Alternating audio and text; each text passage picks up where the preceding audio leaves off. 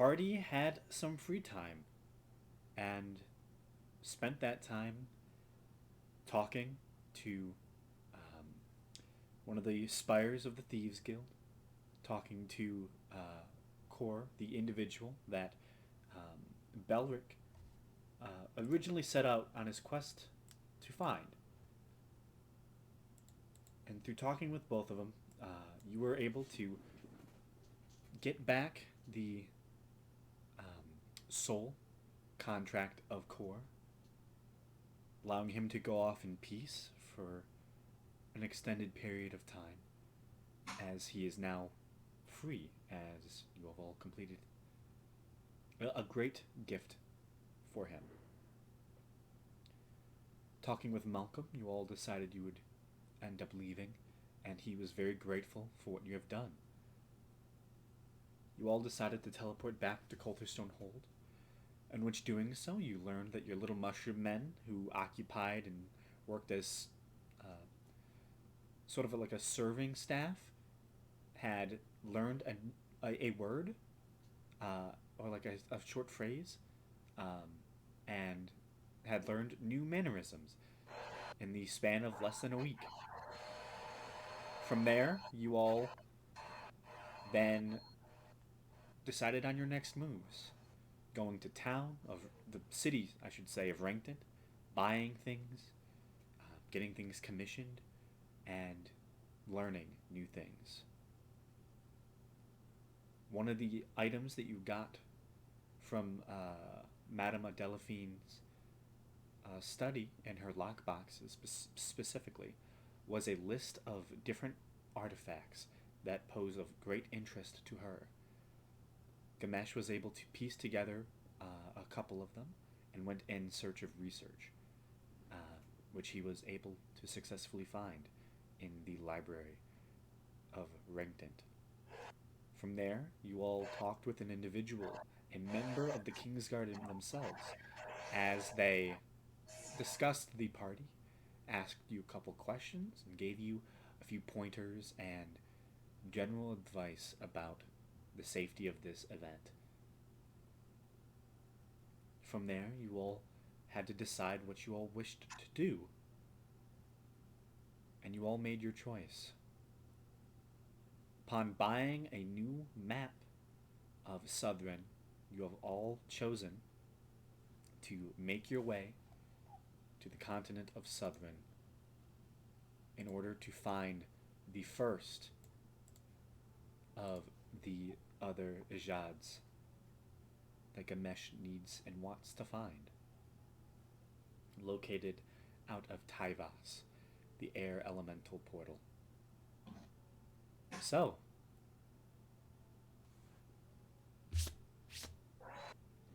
what is it you all want to do first? I know you guys have a plan of where you're going, but how do you want to do that?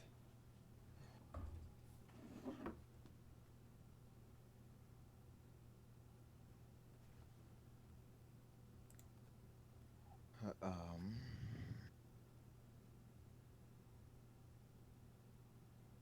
I suppose we were. Let's see.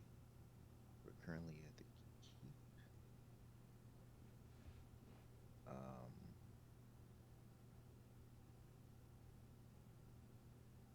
I suppose we will want to just start heading south for the most part. Okay. Um, so I guess windwalk to travel most of the distance. Um, so just for my own clarification, Yeah. um, so we have the map for Southron. Yes. You have a map of specifically of the Kingdom of Kalos. Okay, so now is this is like the purple gap in between are two maps? Is that a more map, like a different region, or is that just kind of where That the is area of unknown space. So okay, there are two cool. separate maps. You do know that this is a separate continent. Okay. All right. Cool. Cool. Yeah, you just don't have Um. a full map of Dacobal yet, so you don't see the southern coast of Dacobal. You could, Okay. if you were to go into the Minx, you could probably the Minx Empire. You could probably find one, um, or try to find one of the Now, that section of the continent. Gamesh probably wouldn't.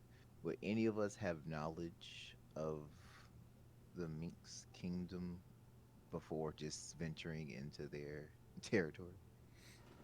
I mean, you you all do know a little bit.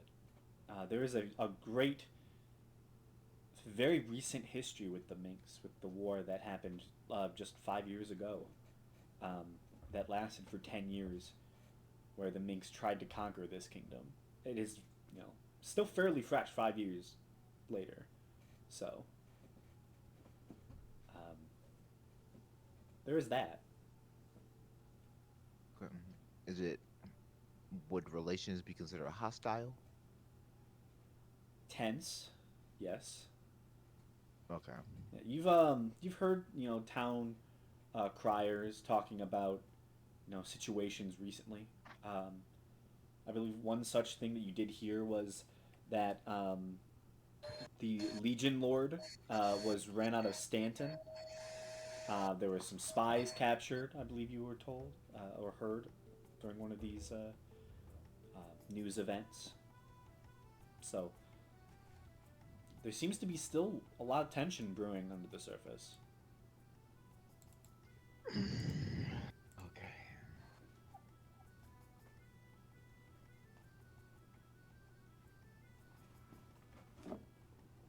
So what would be the best way to proceed? Um,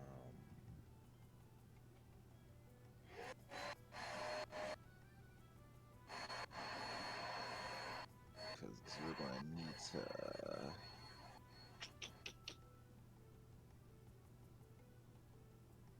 I think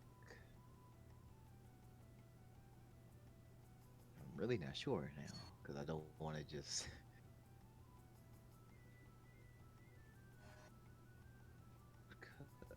Hmm.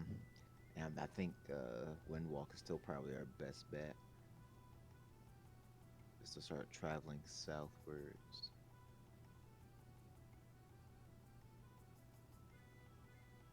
The issue is we don't know anything about the about that section of map though. Yeah.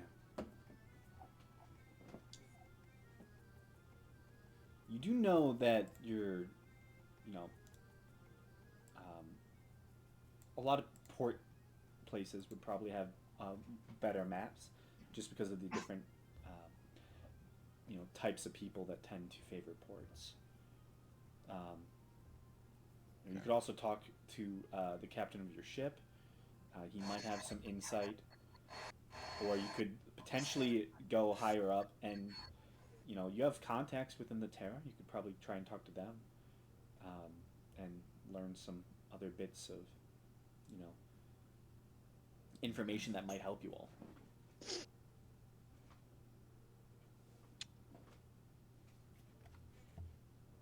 Uh, Character sheets.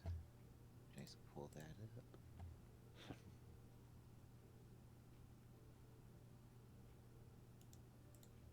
Actually, um,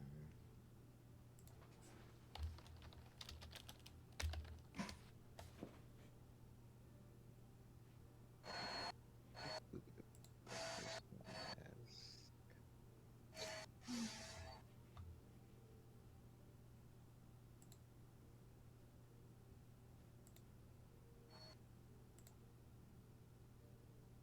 Hmm.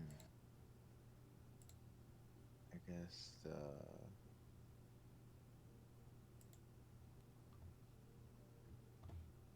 notes all over the place. Um,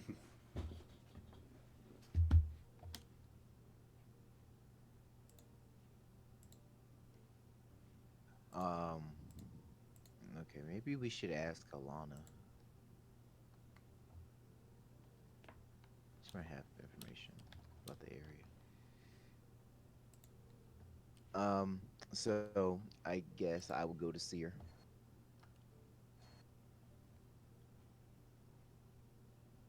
ask her to contact Alana.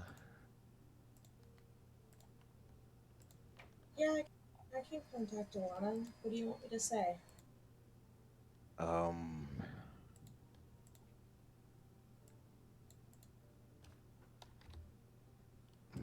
25 words, right? Yep. But if it's super important, I could probably send it twice. Um,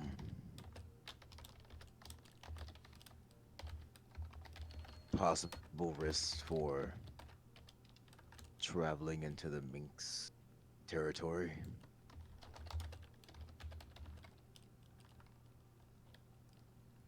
Need to get to Southron. Get where? To Southron. Southron. Okay. Sorry, I'm bad with names. Um.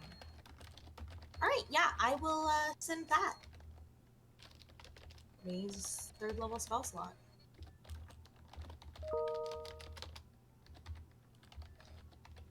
Also, I'm gonna go on mute because my mother is vacuuming right now. You're good. Okay. So you in the message inquire about getting to Southron. Alana will respond and says, "Yeah, I definitely can help you all. Depends on how you wish to get there. I have a few maps you could borrow, and yeah, that's the end of the message."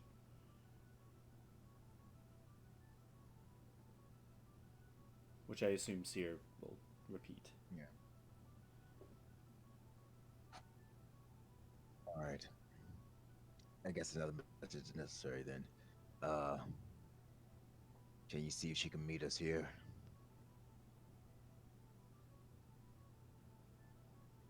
Or what's the best place to meet? I mean, she typically um, stays at Terranok. And Terranok is. Uh, the King's Mountain. Ah, right, right, It's, right, right, it's right, yeah, the same place where the paladins are located. right. Oh. Yep. It's almost like all the big organizations are really close to each I other. The two main ones, at least. Uh, yeah, I think it's about three. It's not that far away from us. It's really just mainly a hike up the mountain. Well, that's Um, that's the Citadel. Terranok is at the base of it. oh, well, Yeah. even faster. Well, I guess we could just where she is at the moment.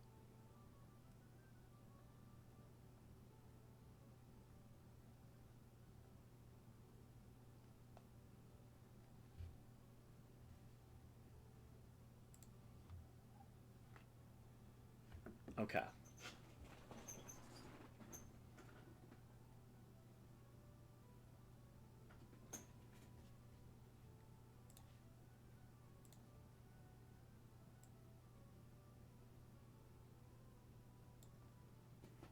Yeah, she will respond if you ask, where you want to meet her. Um,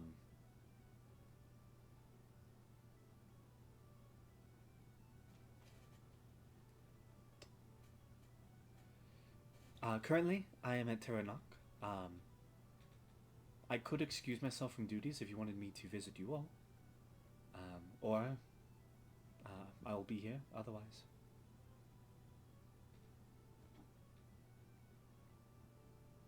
All right, then I guess we will head to Terranok then. Okay. It's not that long. Probably about maybe a 4 hour journey, just walking.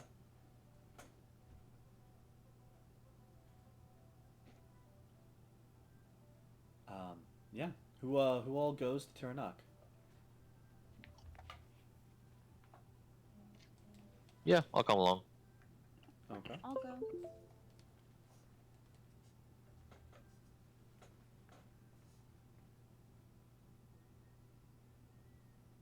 Who else?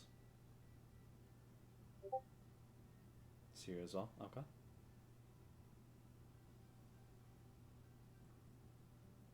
Does Faraday go? Yeah. Okay. So I'm just going to assume all of you go then at this point, as this is the majority of you. Um, you begin trekking your way through the woods, just like you did recently. Um, and it's the same route to get from Rankton as to get to the King's Mountain, as you typically pass by Taranok heading towards Rankton.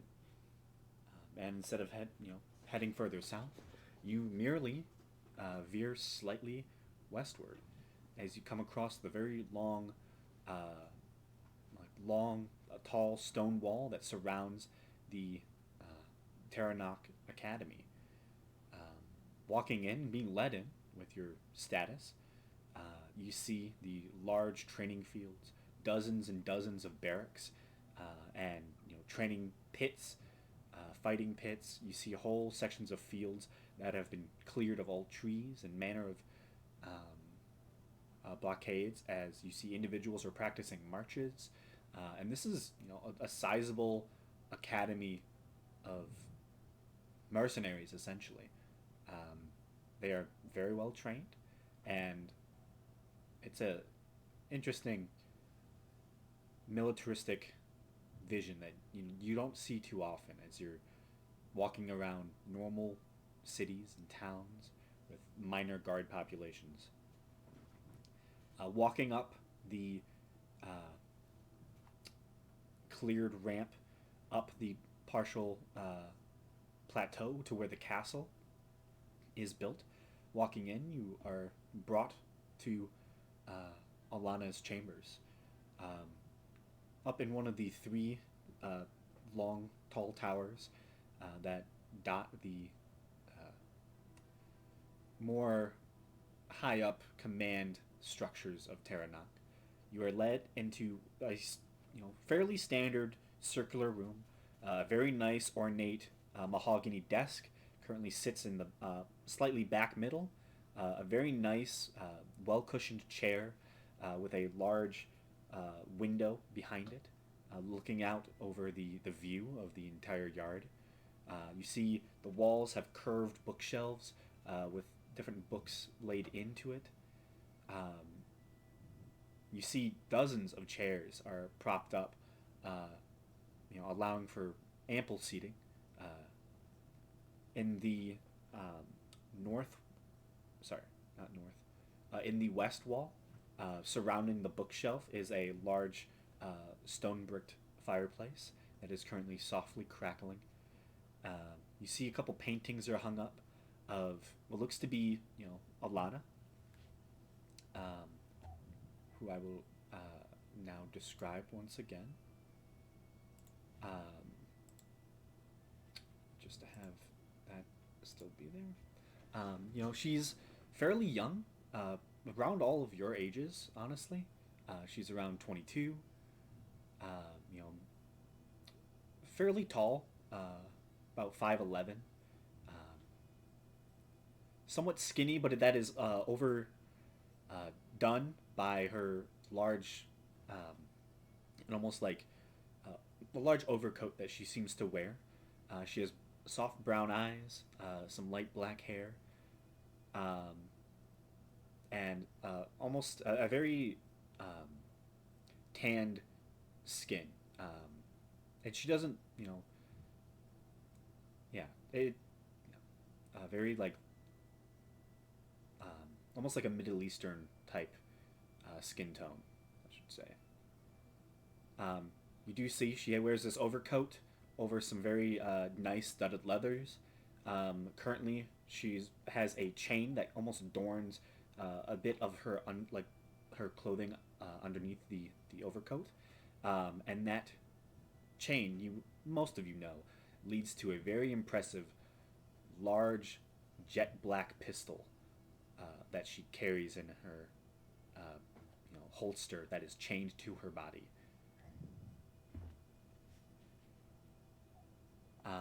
Yeah, but you see her kindly standing in front of the fireplace as she kind of turns towards all of you after warming up a little bit.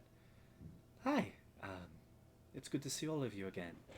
Please come in. Have a seat. I do. Okay. She heads over to her desk, pulls out the nice, well-cushioned chair, and kind of takes a seat. Um, I got your message. I did have some time as you all were coming here. I did get some maps for you. If you would like to see those at any point, let me know. If you have any questions, I'm here to answer them for you. Yeah. Well, a map would be first the most beneficial thing, I guess. Um, which one do you want to see first? What you know? What would you like to Uh, see? uh, well, I guess pretty much a map of the Minx Kingdom. Minx King. Okay. Anything else? Uh, hmm. Um, what's the other place called? And everything's loading so slow. Um, and would you have a map of Draconis? Draconis. I think I have something.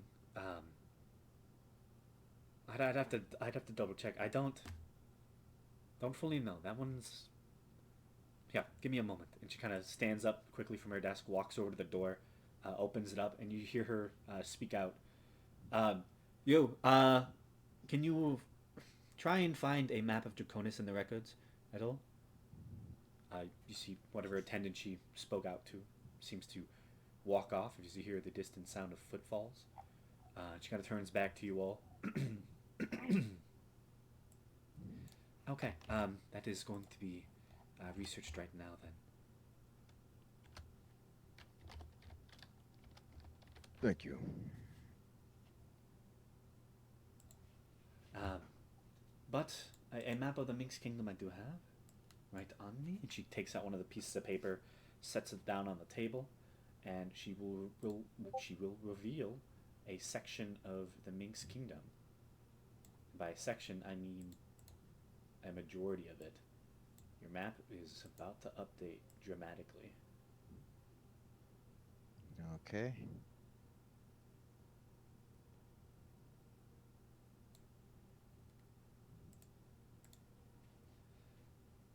This is what she reveals to you all: the Minx Kingdom, and she does mention this is not entirely the Minx Kingdom, but also a little bit of the Free Territories, um, Ironhoof and Freemark, um, but most of it is Minx Kingdom. The Minx stretch from Fort Erie in the east all the way to Zrans in the west. As far north as they go, they typically end at Consus, as it's hard for them to push further to Vekil, and the Senal Tour is there. Oh, like right there. Yeah. Okay. So, yeah, if I had to draw a map of the Minx Kingdom, it's mostly. Oh, actually, I need to So basically, the two kingdoms are separated by the mountain range. partially. She will like kind of trace out the outline of the Minx, because well, it is not so cut and dry as that. Oh yeah, I'm sure, but like that's just the kind of the rough image that I'm seeing.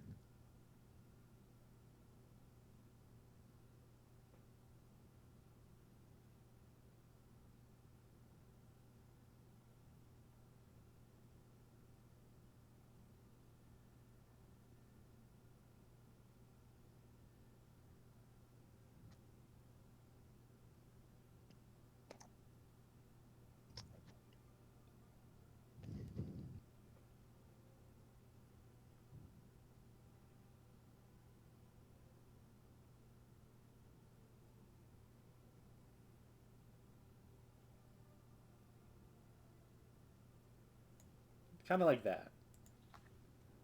It tends to cut off at a large wooded region outside of Crankton. Um, yeah, and seems to have a stark line. And this is a map with different features. You do note that its border in the west at Zrans does seem to indicate some very large canyon or series of crevices that seems to dot that space and cuts it off from Akaba. Okay. Okay. All right. Hmm. Well, seeing it like this, I guess I'll ask your professional opinion. What would you consider being the best way to get to Southron? To get to Southern, it's probably best to go from a southern port. Nagani is definitely the closest. Um, from there, I believe Southern is only maybe a 4 days sailing journey. Right. Well, let me actually double check that statement.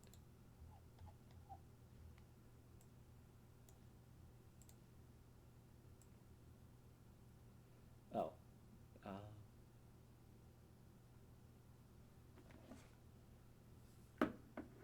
it might be more than that.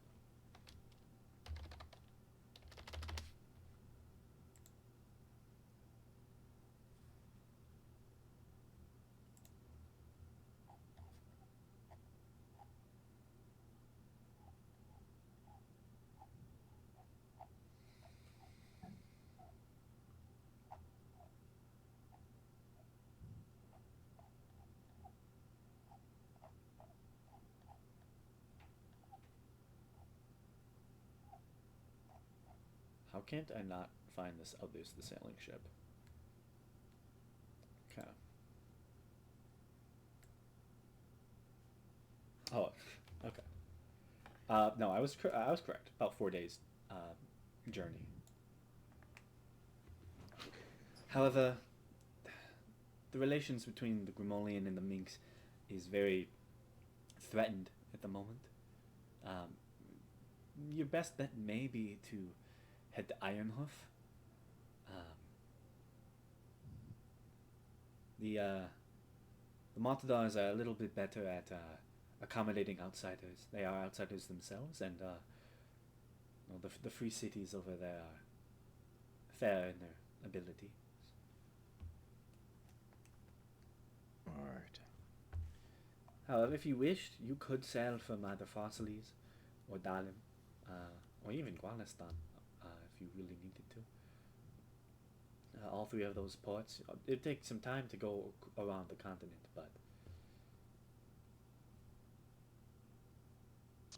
not All too right. not too much. So, I guess just for curiosity's sake, if we were to go to Dugani,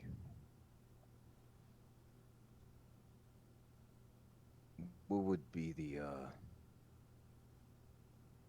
what would be our greeting, our treatment of sorts? She'll think for a moment, and then she'll tell you. Well, the minks are not as friendly to outsiders, such as yourself and your other companion. She looks at you and Belric. However, Lunai is one of the elven citadels, one of few that is a little more closely tied with Minxani. However, typically the elves allow others to live within their forests, and there are some orcs that do dwell and find their place in Nugani. Officials, like guards and stuff, will probably treat you fairly poorly, but normal individuals, you might see other orcs and other monstrous races a little bit more often, and would maybe see you with a little bit more of a kind heart. But it would be not the easiest. Right. I guess the second part to that. I don't know how far our name spreads. That's really not something I thought about too much. But might have spread that far, and if so, would that change anything? You said names? Our name, like Yeah. us, as we're supposed to be pretty powerful amongst the kingdom and whatnot. So, Yeah. Well, if any individuals pay attention to Grumalian politics and specifically look for people who are invited to this upcoming event, then maybe. However, those would Hmm. probably only be high up officials. If you stay out of Mixani, you would probably be fine, honestly. Nogani is a little bit far from the reaches of the Central Minx Empire. However, it's just stay away from city officials. I mean, guards won't know who you are, not yet at least, unless you make a name for yourself when you're traveling through. Right.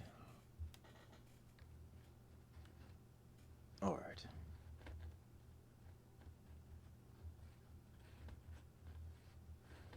Just and we, there are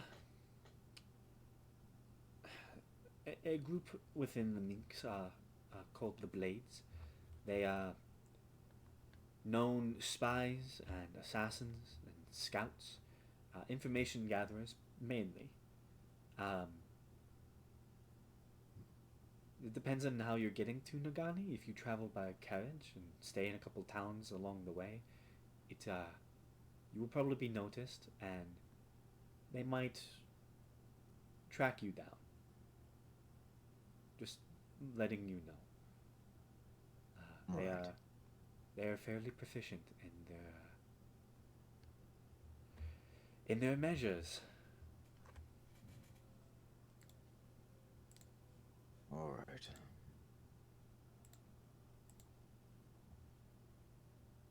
all right. So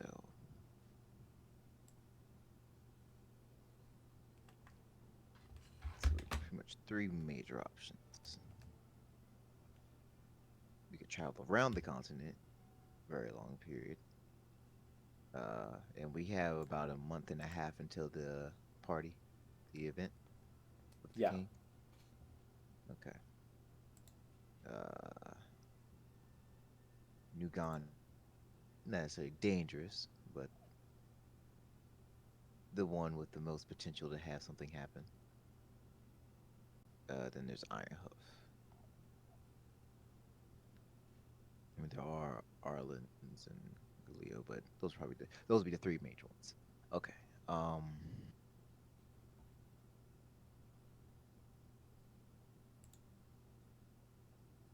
So, any input, anybody?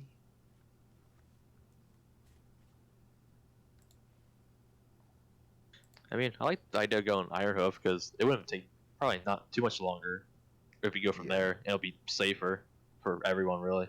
My Right. opinion is I don't want to get tracked down. Fair. That's fair. That's fair. Uh, we knew Sierra was gonna be like, so not going through the major kingdom. Got it. Don't go there. She's already got problems with being tracked down. She doesn't need Yeah, more reason to be paranoid. that's fair. Very fair. Oh no, oh, no, your brother's joined the Minx. Let's not have no. That would be that'd be caught between a rock and a hard place. Really, like damn. Isn't It's just like, well, it? guys, I'm sorry. I guess I have to join the meme. Got join the Minx now. Oh, jeez. Okay. Nice knowing ya. All right. So I'm yeah. So Ironhoof seems to be the most logical one. um, At the same time, I don't really know if Gamesh wants to be on the seas for that long. That's a long trip around the continent. It would be that long, but long enough. Iron Hoof. Yeah, it Yeah. would if you were to say sail from Guanistan, it would add just to get around the continent. Um, there to like there And that's to like there, and then all the way from there to Southern. Oof. Yeah. that's a distance. I Yeah, that takes it double your trip. It'd be about 8 days. mm, And that's just that to get to Southern. That's not. You get the sense that you're looking. The map you have is of Southern. The yeah, north exactly side of Southern is is something else entirely. yeah. Not something entirely, but yeah. Yeah, Uh, you get it. There's right. more to it than Yeah, just exactly. So an 8-day trip there and back. Minx. that's all it is. That's all their people. Yeah, they're all little minks. God, they'd be Okay. horrible people. I don't know if you guys me like I don't know if you guys know anything about ferrets, but minks are just wild ferrets pretty much. Weasels are bad. Nah, they're great. They're a lot of fun. Yeah, when they're nice to people, um, but when they're in the wild, when they yeah. don't like you, that's when they're not fun. Oh yeah. Okay. Do you guys have more to discuss? um. If so, uh, I'll be back in a second. I think. Cool. Okay. Okay. Okay, So if we so go, Iron Hoof. yeah. Sorry, I interrupted. No, you're good. That's basically what I was about to say. So Iron Hoof just takes forever on the sea, right? Not necessarily. That would probably. So wait, eh, then which route takes forever? That's if we were to sail around the continent. That's if we go from like Guanistan, like where we are, and have to go like, um, No, I think we should just go down to the southern point and like hitch a yeah, ride. yeah, because like for this one, we're looking uh, like to go all the way around here, come all the way south, and then come all the way around. That's what we're looking at doing. ain't no one got time for that. Like, Exactly. And then Yeah. who knows what we'll find at sea. Could be a kraken that comes to eat the ship. We don't I've been know. traumatized by the fucking rocks. I don't want to get carried off. Honestly. Yeah. Ironhoof is unaffiliated with Guanistan or with the Minks. So I mean no with the rank with the Grimolian Empire and with the Minks. So unaffiliated. Guanistan is? Yeah, that No, sounds like elves. yeah, Guanistan. Yeah, that's elves. But Ironhoof is unaffiliated. I think he said those are the free cities. That's good. That's good for us. Now if we do this, how we want to go? Do we want to just because I think when we went to Don Willow from the manor, We went walked. yeah, and that took about half a day, right? Yeah, Like, we got there within a day and had time left over to like check into our room at the inn and shit. yeah. So will we want to? Yeah, I think we probably won't be able to win walk because I think it's from New Colony. It'll take like 4 to 5 days, I think. So I don't think Windwalk will take us all the way there. Well, we could wind walk every day Yeah, we could technically do because it that. lasts 8 hours. We could do 8 hours of wind walking and then take a long rest, do 8 hours more wind walking, take a long rest. So Yeah, that's true. So I guess what? Will we go to Windwalk to like Don Willow, then Windwalk to Ironhoof?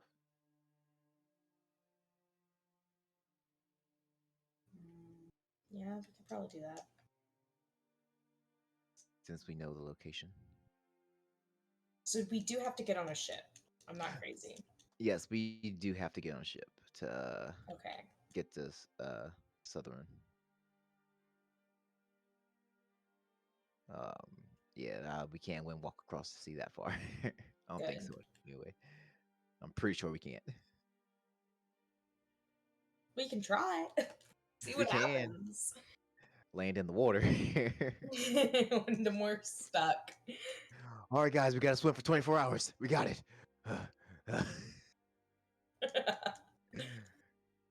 Just like cast sending, like, hey, okay, guys, we gotta tread water for like 3 days, and then our ship will be here. Pretty, yeah. Honestly, I think it'd take more than that. Probably take 4 to 5 for the ship to get there. Just What happens if you cast Galder's Tower in the middle of the sea? oh. Huh. The sea is more than 60 feet deep, so I don't think it matters. Yeah. Unless you could find like if you could find like a small bit of land, just a small bit. You don't need a lot. You just need 10 by 10. Yeah. Is there an island? Is there an island? It doesn't have to be an island. It could be a rock. Yeah, honestly, it could be a fucking leatherback sea turtle that is just floating there. Those things get big as hell. Honestly. We could Yeah. create the island on Turtleback. Oh, we could start it. That'd be Yeah. our new manor. Our new Galder's Tower for a year. people will be people will be like They would never find us. We would exactly like create like where's their hideouts? it's constantly moving. Constantly moving.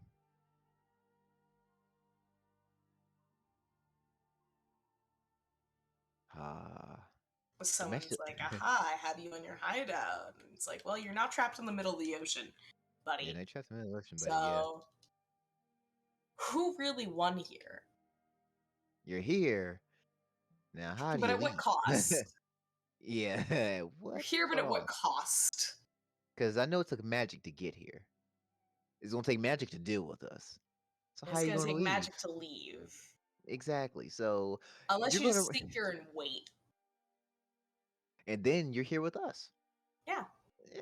Or at least, and one of us very well might come back from the dead. You don't know what kind of deals we've made.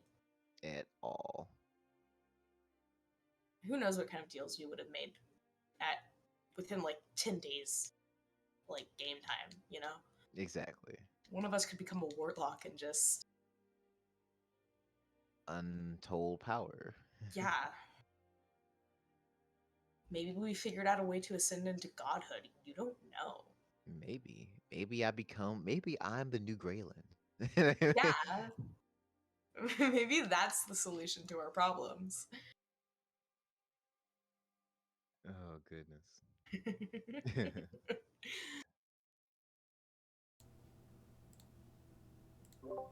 Okay, I'm back. Welcome back. Welcome back. So, godhood. Yes. I'm joking. We made plans. Okay. All right.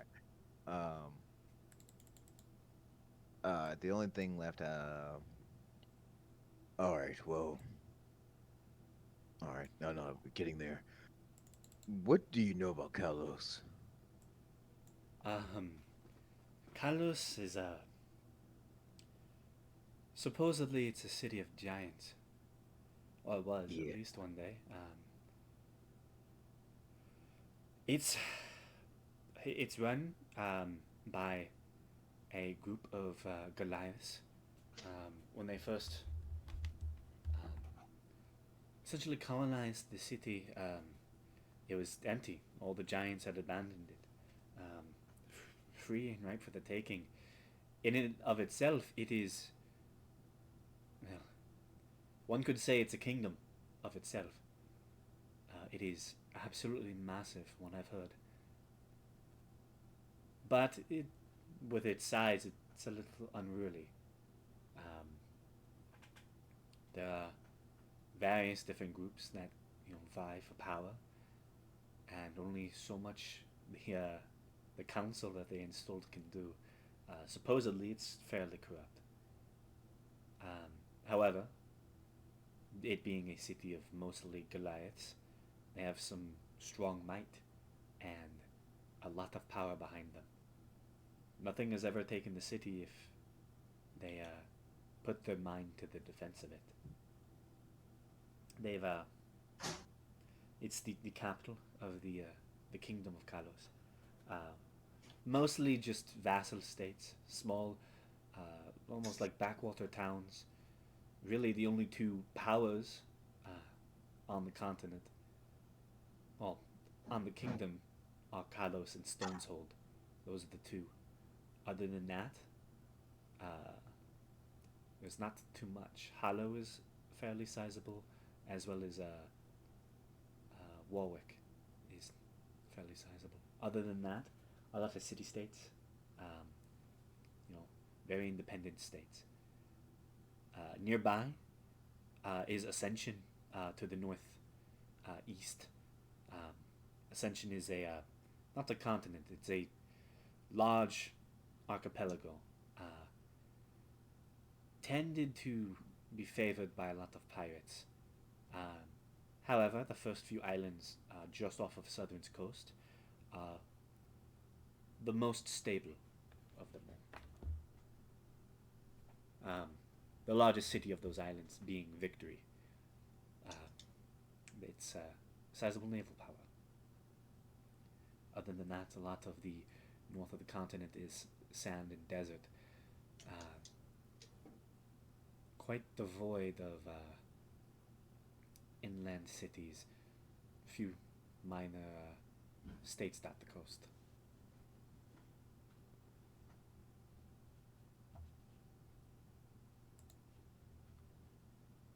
Okay.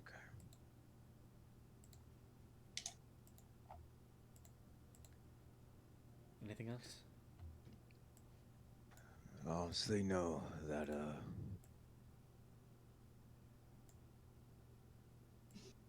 clarifies a lot of things. Um, Depending on where you're going, it's best to land. I mean, best to land on the west side of the island. East is it's all jungle, from what I've heard. Oh, luckily, where we're going is on the west side.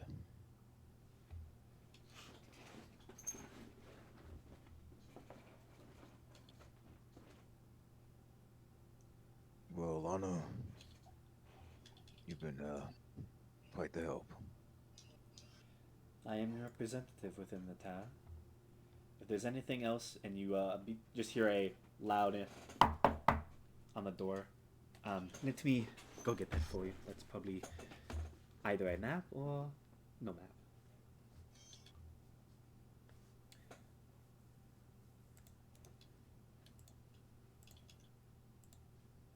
She goes to the door, opens it up, and you see the attendant a little out of breath. We weren't able to find all of Draconis. We did find um, some of the southern islands. That's it, though. Let me see it. She takes that. Um, they weren't able to find everything you wanted. They just found a couple of the southern islands of Draconis. None of the northern bit. Do you want to see it? Yeah, might have what I'm looking for. Okay. And she hands you over a map. It seems like this is a partial, incomplete map. It seems to just be a section of some of the southern islands of Draconis, not going to northward.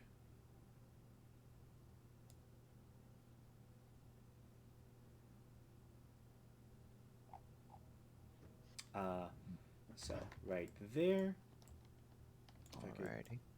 shift, bring you all to view that, is a little bit of Draconis, supposedly. And would you look at that? Exactly what I'm looking for. Vestryl. Ah, well then. Oh, let me get rid of those. Well, no, we'll be fighting when we go there. No, that's for a spell. Oh my. Yeah, that's a it's a little bit of a seer spell that uh, I have the tokens ready for if she ever casts it. The Um, what spell? The blight spell? Yeah, Light spell. summon blights. Yeah, it's just I'm so scared of hurting my party. Yeah, it has a very known use. It's Yes, I'm waiting for the second I need to just cast inside a crowd and run. mm-hmm. That's what I plan to use it on. Yeah, I mean that's the High perfect level. use of it. High level. Leave. Just cast summon blight at 9th level and runs away. I got this spell so long ago. I knew it'd come in handy eventually. Yeah. Nothing I learned goes without noting down of what situation they can go into. That's a lie. I don't do that. Too much work. uh, So, hey, better than when you used to pick spells because they sounded cool. I remember you said, oh man. Okay. Cast that spell once. And, Yeah, it well, happens. It happens. yeah. Okay. So relative to where we are, where would these islands be located?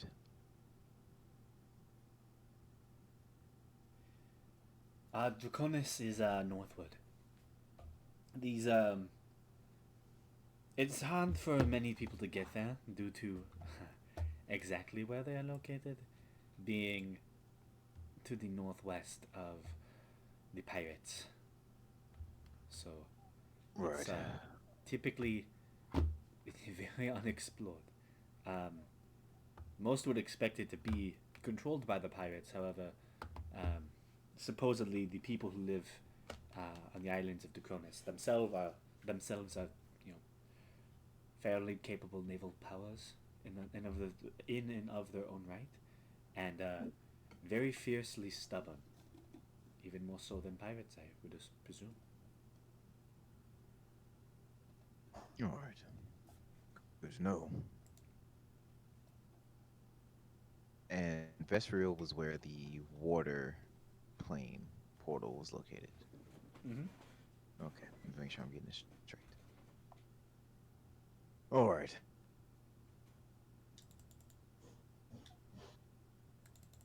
Uh, is that everything I needed?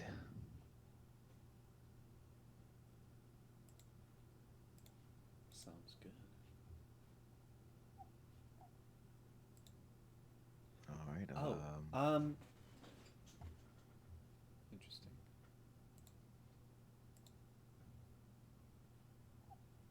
There we go. So, what are you choosing to do now? um, I guess we could head back to the manor. Okay. Let everyone get prepared. Um, Take a break, a yeah, nap. take a nap before we head out, and I guess we'll wind walk to Don Willow, and then probably take a long rest once we're there, and then wind walk to Ironhoof. Okay.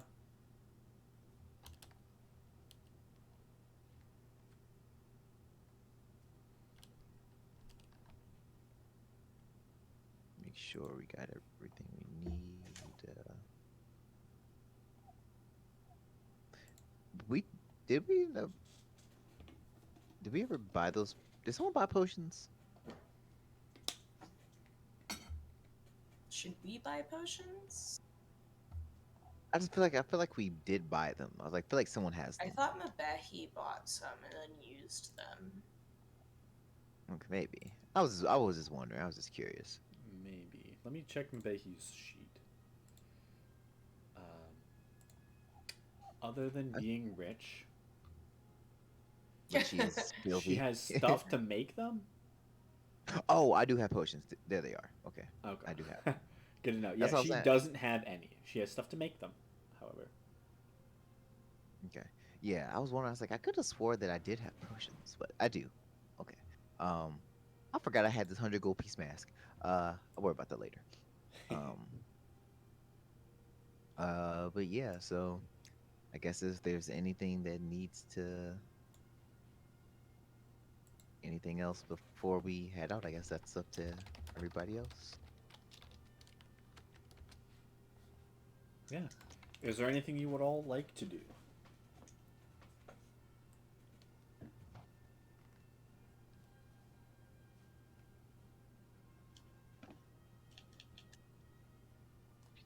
I think I'm all set.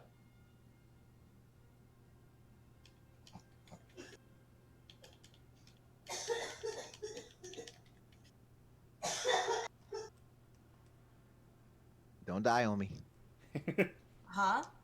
I said, don't die on me. Oh, that's my mother coughing. Tell her don't die on you.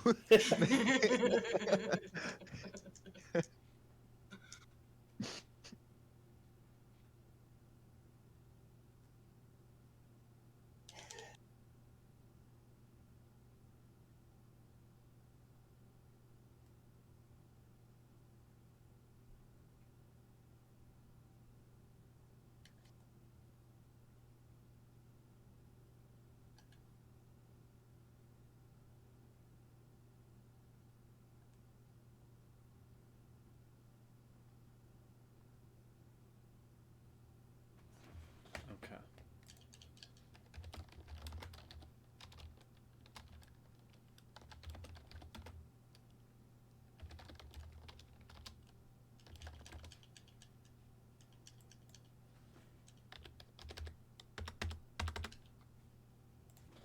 Okay.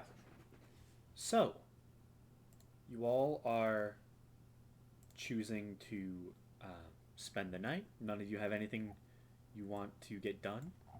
Um, so, I think we'll head off and have you all just begin your journey then.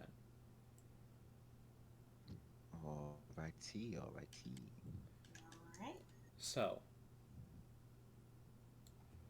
the next day, well rested and ready, you all pack up your gear, weapons and armors, and your packs, making sure you have everything you want on this long journey. So, you're heading to Ironhoof.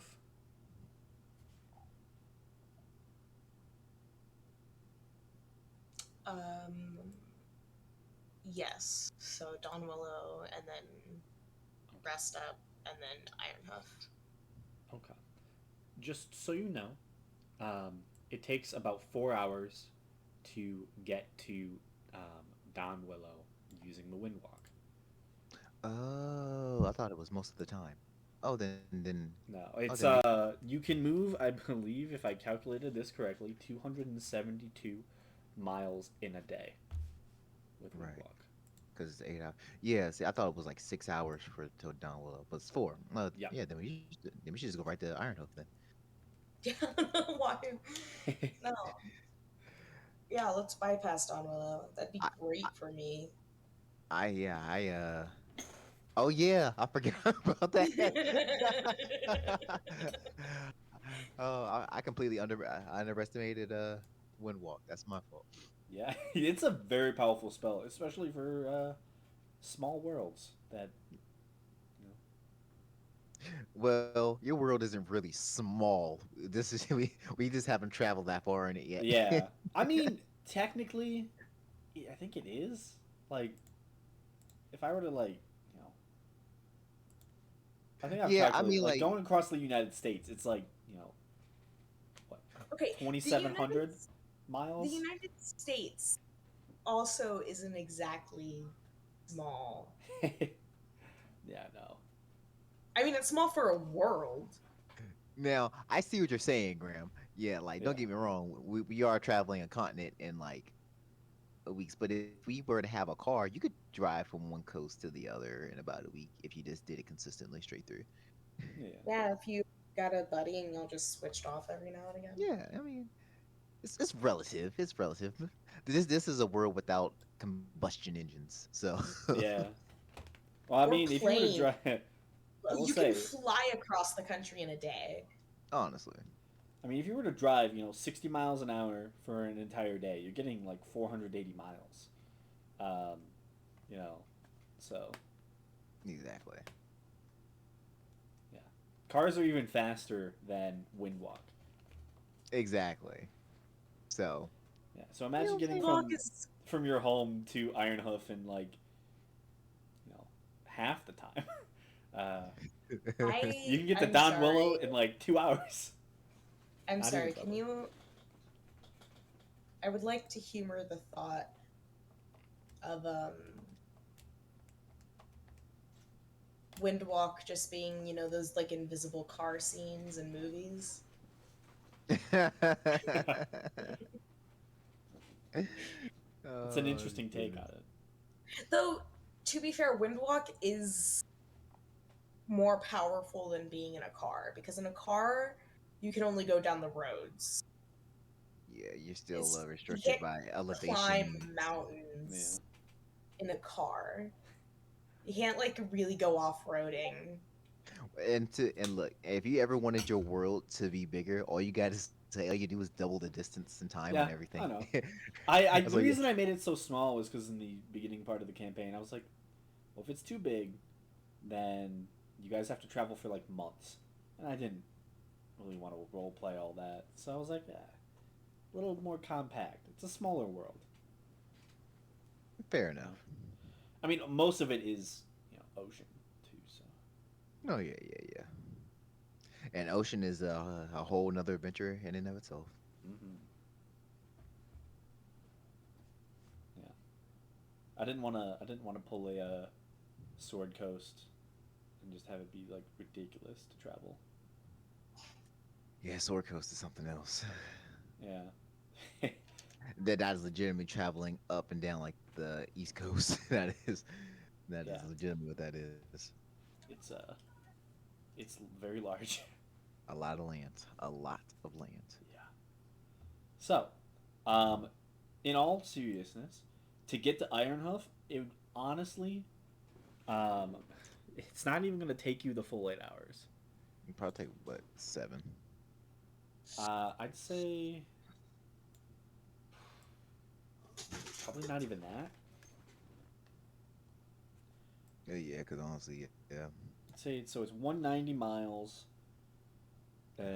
and How you far? can go 272. So Yeah, it's only I don't know. it's like Honestly, that's 82 it miles.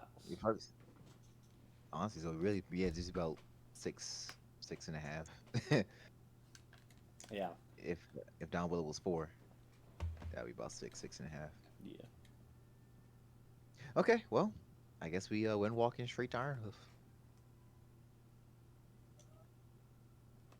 Okay. Yeah, since he does it, since he could be like, no, we're walking. She could- Yeah, Yeah. Senti Does could be Senti a want Senti. to walk? See the countryside. That He's is like, the, I the gotta do question. some like animal observations and shit. I'm branching out from just bears. branching. Ha, get it? God damn it. Okay. So, with a successful wind walk, you all turn into clouds of mist and begin to hover and float above the ground. Flying upward, you begin. Would be cool to be a moorbounder. Yeah. More boundaries are pretty cool. Um, as you all begin to quickly rise into the sky and begin taking off, normal civilians would probably see six fast moving small clouds zooming through the sky at breakneck speed. You all Yeah. begin to pass over and see, various things you've seen before. You see off in the distance the tall, lone standing mountain with a large citadel on the top of it. You see the fort you were just at the previous day, talking, getting new maps, and learning new things. You soar above an ancient forest, teeming with unknown wildlife and still probably many mysteries, as it is absolutely massive. And even to this day, very, very wild. You see to the north of you the series of mountain ranges that Faradir calls home. You can just barely make out where you once trekked up these mountains to Faradir's home. And you all remember that situation with the Cloud Giant.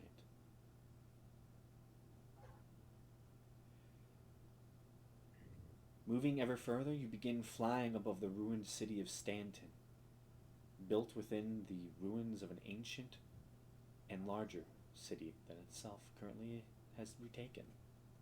You see once again the large fortified mountain city that you've passed a couple times but never entered. You begin flying further and further. So, are you taking the direct route to Ironhoof, or are you? So that would mean going over the mountains. Um, I guess so. I don't see why not. Okay. Yeah, I don't see why not. You begin to go into a place that you have not seen as you pass the city, probably called Lorador, the mountain fortress, and you see what appears to be a very beautiful, nice valley with tall waterfalls stretching into local lakes, and you just see just a beautiful valley. And at one section of it, on the west side of the valley, built upon a plateau, you see a massive red-walled city, so that you all presume to be the Red Fort. You see its plateau extends up and up until you see a large, ornate building, a circular, almost hooked roof seems to top it, and there seems to be a large singular spike sticking out the very edge as all the hooks kind of protrude inward, as if this is some very interesting, um, like hooked pieces on scales of dragons or something like that. It's very draconic in nature. You also see, dwelt up into the mountains, a large gray fortress that kind of just rests on the very peaks above the city.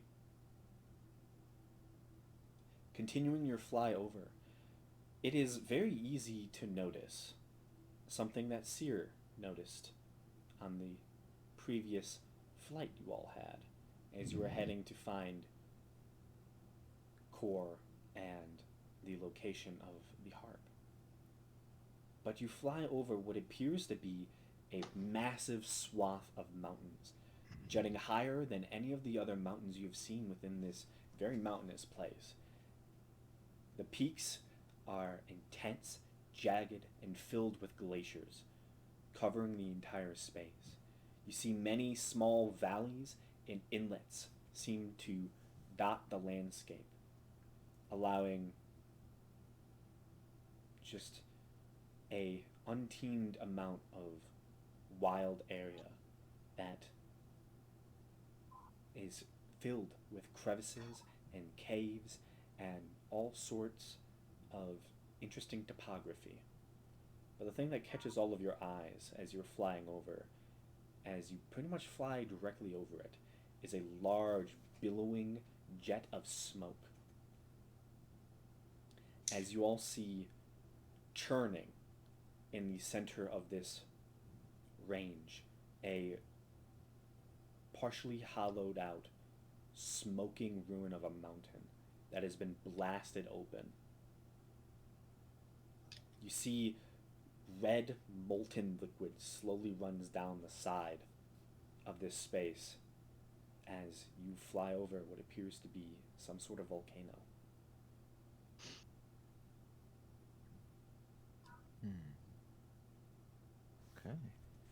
Sounds like active volcano. Yes. Okay, it's active. Continuing your flight, you fly over a series of rocky hills. Um, Located on your map, you know that this is around the entrance of Borodor and the gate of Borodor. I will move the token actually.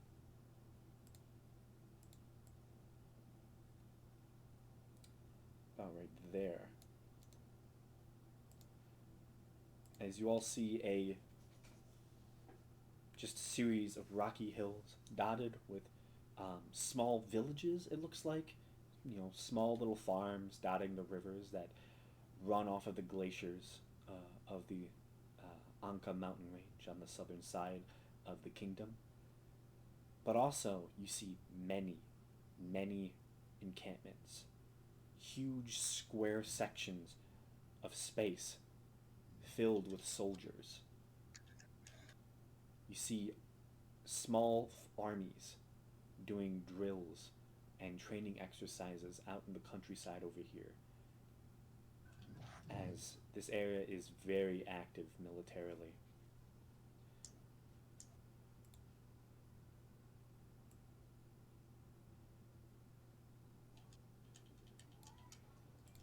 So, as you continue flying, you begin passing what seems to be a large fortress that has been built. Very, very new. You see what seems to be fresh cut stone built into a star shape that seems to rise up out of the ground by probably 20, 30 feet. A large swath of water seems to cover any entrance into the fortification. And the only way in seems to be drawbridges set out of the large encampment. And again, you see more and more soldiers and armies moving about the space, but none seem to venture too far eastward from this fortification. And soon you find yourself flying over water. And across the bay from you, you see, secluded, almost nestled into a section of rocky hills and mountains a little bit further southward, you see a fairly sizable port town. Part of it is built into the rocky cliffs. Oh, sorry, not rocky cliffs. Into the rocky hills behind it, where you see the houses seem to almost stack upward, as if they are terraces, built all the way up to the peaks of the rocky hills, and then they seem to go no further, as snow seems to partially stay at the very peaks. They have built to the extent of not getting snow year round. From that height, the city goes down as low as it can, where you see a large area full of ships. This seems to be a very sizable deep water port. Ships come and go regularly. And you see a flourishing port town. So, where would you like to land? Um, Honestly, I would say we should probably land just outside of town and walk in. Okay. Anyone else? I agree with that. I think it might be bad manners Yeah, to just pop hop in. on in from the sky. Yeah, especially as clouds. Yeah. Right. Yeah. Both. Also, just so you know, clouds can't speak. Yeah. So Yeah. Yeah. So So you might want to, I'm assuming that one of you heads to the ground first. It kind of leads the way. yeah. I'm sure we talked about this before we just set off. Basically, I'm thinking we had the conversation when we went to Don Willow. So we kind of just Yeah. not just to pop in with magic. You never know how they might take that. I explained it on like it. I mean, Okay. wait, Oh, it's in the brig. I mean, yeah. I didn't like when Faradir punched Okay. down the tree. But I think they were too scared to do anything. I can kill a commoner with one punch. Just call her One Punch Man. Yeah. One punch woman. One Punch Woman. Yeah.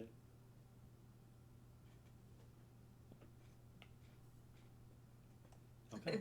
when she punches you, it's all over.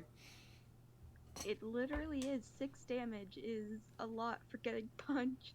Yeah, I think the Yeah. health of a normal commoner is definitely It's not 5. that. Yeah. It's I was thinking 5. max of 4 for a commoner. Oh, Okay. I easily. think it's max of 5 because it's like average of a D8. Yeah, I think so. Yeah. I would just like A to know. commoner has 4 hit points. Oh. Maxed Four? out, Huh. yeah. Huh. Yeah, they have 10 AC. They can move 30 feet. They Maybe have it's a bait. they have maybe a zeros bait. all around. Yeah. I think it's a basic guard that has 5. Ah. Probably. I I will say if I you was maxed like- out a commoner's HP, which is their the die that they have to roll hit points, it is 8 because it's based off of a D8. Yeah, I had to roll hit points for a child in a different game, and I rolled an 8 on the D8, and I was like, cool, this commoner child has 8 hit points, more than the average first level wizard. She's 10. This child is special. Yeah, for reals. I mean, in the story, very special, but I was just not expecting to roll an 8 on that D8. It would have been funny if you rolled a 1. to be fair. I mean, honestly, 1 would have made more sense than the 8, all things considered. Yeah, I think I would personally just give like a child commoner just half the hit points. So I'd give him like 2. She is a tiefling, which doesn't matter at all, but Well, I mean the fire resistance. yeah. You know, I still have her using If, the commoner stat block. If you though, ever take it's 2 like, damage from fire, you'll I survive. mean if she survive. Okay, here's the thing: if she took a fireball to the face, right? She's dying. But she Or bolt to she the passes the save, so it's half damage, and is a tiefling, so another half damage. Maybe she won't immediately die. She will just go unconscious. I don't think I gave her anything outside of the commoner stat block, because just a kid, and I mean, if she was honestly, a I'm tiefling. hoping that I don't have to use Wait, that no. stat block very often. Wait, even with a fireball, that wouldn't work. There's an 8d6, so the minimum it does is 2. Yeah, So she's dying to that fireball regardless. but Well, she so might wait. not die immediately. She might get the roll of death saves. So it's 8d6. So Yeah. it's like I just rolled 10. I just now rolled 20. I'm saying no, but the No. minimum you can roll is an 8, and then if you have that from the save, that brings it down to a 4. Then half it for being a tiefling brings it down to 2. She said she's dying regardless. That's the minimum you can do. You can't do anything less than that with a fireball. Well, has she 8 won't hit immediately points. die if she doesn't go over her hit point max.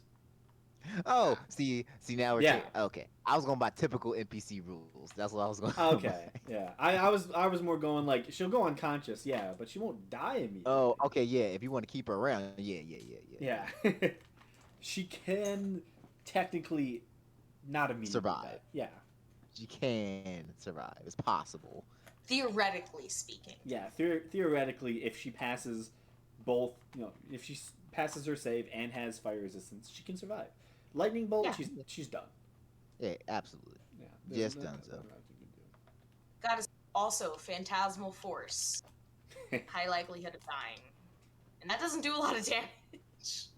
Yeah. Just like 1d4 plus whatever modifier. Wizards are terrifying. They are. It's probably why they have so little hit points. Yeah. They got bounce them I out. think I can go to our quotes chat and just say Cloudkill breaks the Geneva Convention, and we'll leave it at that. Yeah. Cloudkill does break the Geneva Convention. Yeah. To A lot quote of myself.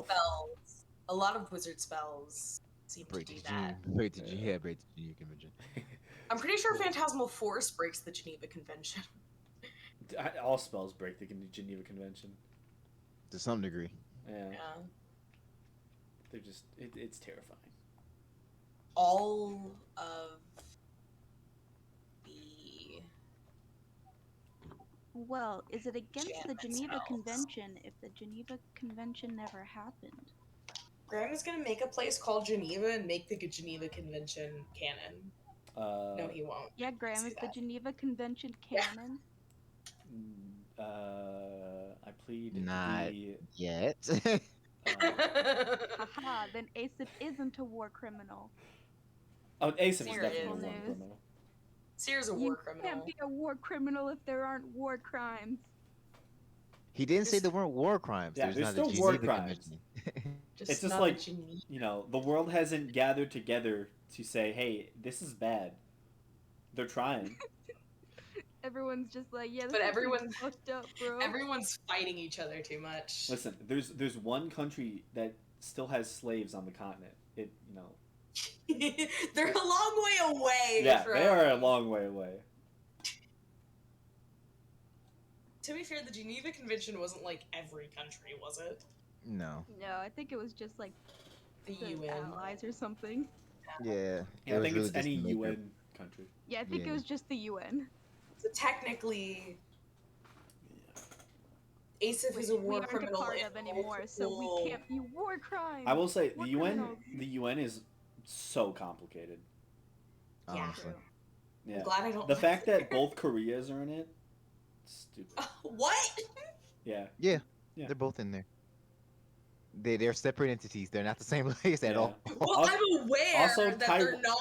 Yeah. Also, Taiwan was in it, and then it was replaced by mainland China, like I think in the 70s or something like that. Yeah. It's not very Yeah. straightforward. It's very weird.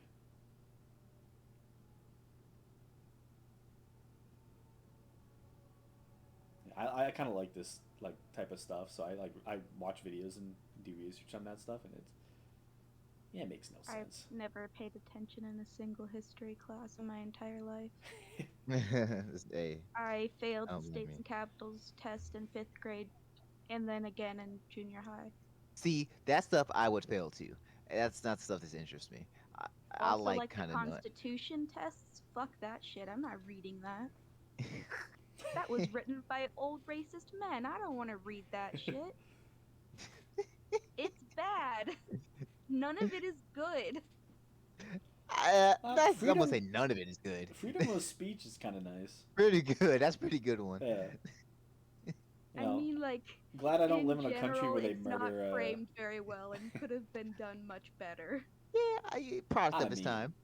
Product yeah. of its time, definitely. Oh, That is definitely. definitely true. Does it need revisions? Most likely. Oh, definitely. Yeah, we need to have somebody go through and proofread it. Oh, there's only so You much you know. can do there.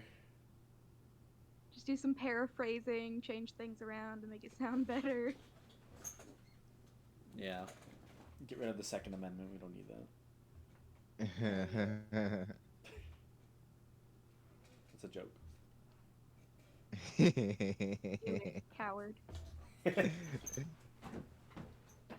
send that tweet to the president. Give her the second amendment, coward.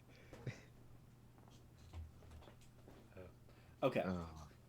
So you all begin to float down in cloud form, and turn back into yourselves. Correct. Correct. Okay. Yes. So,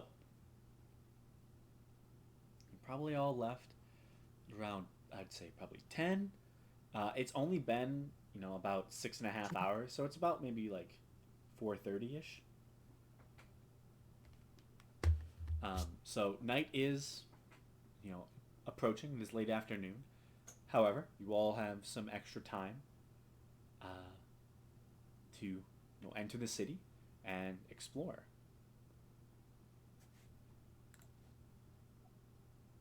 All right, let's see what Iron Hoof has to offer. Okay. Upon approach, you do note that Iron Hoof seems to be fairly well defended. It is a rocky hills on one side and coastline and cliff sides on the other. As you make your way through the rocky region, along it, fairly well trodden, well paved road. The cobbles seem, very well done, and it seems like the infrastructure of this city is pretty good. On approach, you begin to see it partially seems to open up, and you begin to see a main gate approaching you all. Immediately coming into view seems to be the main guard outside of the city. Um, is actually fairly substantial. You see what seems to be almost built into the rocky hillsides off to your left side. There is a partial fort built under the outside of the city, um, where you see like large section of gates, probably filled with seemingly large stable to house a guard population on the outside of the city, uh, amongst other things.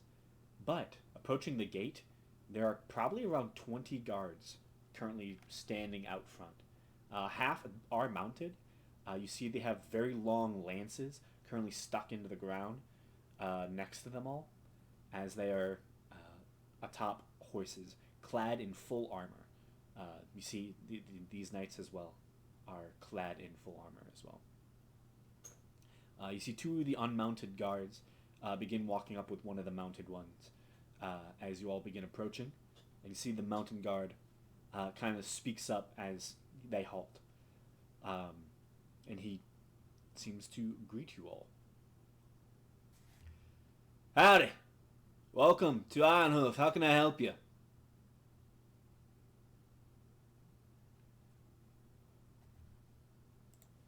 Hi, we're looking potentially to find a ship that can carry us to Southron.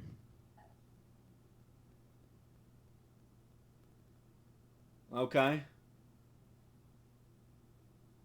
Kind of takes a look at all of you. Well, where are you from?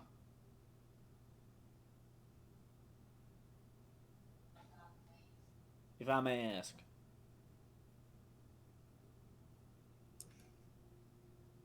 The Grimolian Empire. Well then, you are welcome inside. Come on. And you see the horse kind of backs up and begins turning around as the two unmounted guards kind of step back and create a space for you all to enter. As you all begin to press forward, given the okay, the guard kind of rides along, kind of watching as you all begin walking towards the main gate as it begins to open. Um, I hope you all have a good time in Ironhoof. Don't cause any trouble. And good luck on your journeys. Thanks. Gives you all a nod. You see he does a few hand motions to guards on top of the wall, and they seem to do some motions back, seemingly communicating in some unverbal way. And you all begin to press forward. You begin to hear somewhere behind you, as the mounted guard seems to move out. You hear the footfalls of horse hooves on cobbles as you hear him say, "Howdy! What's your business in Ireland? As you begin to walk away, as he seems to greet more individuals approaching the city.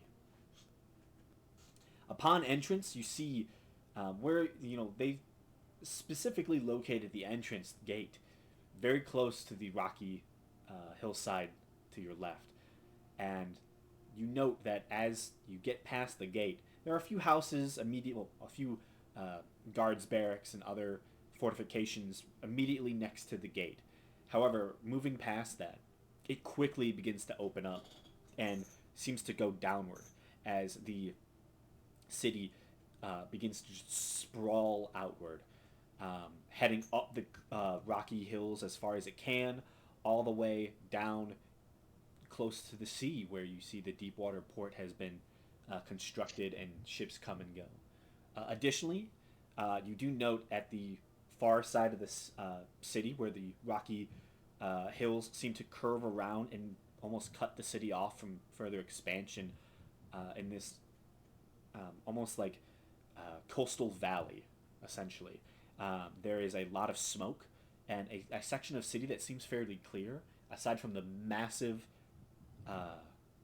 clearly massive mine located within the Rocky Hills. This region is probably very rich in minerals, and this city is probably was probably founded because of that, and you can definitely see it with regards to the massive mine entrance on the very far side of the city, almost dead on the opposite side of where you've all entered. But you see a massive space before you. What do you all choose to do? Um, at first, I guess we should head to the port. Okay. Is it? What time is it? It's about 4:30. Okay. Do you want to get on a boat immediately, or? Oh well, to at least see if we can find someone that's willing to carry us, Fair. and then see what their time schedule is. They're like, yeah, but I'm leaving in a month. I mean, at that point, we can just go ourselves. We can go ourselves. But Yeah, call your ship over. It's like, hey, right, can you get your? way before the ship would get here, way before they want to leave. But yeah, so I guess we head to the port to see if we can find a ship. Okay. Um, so whoever is leading this investigation for a ship, I would like you to roll an investigation check, please. Do you want me to do that, or does someone else want to do that? I mean, I hate to take you out your element, so you go ahead and do it. You mean you hate to not get a +12? Tomato, tomato. Sounds the same to me.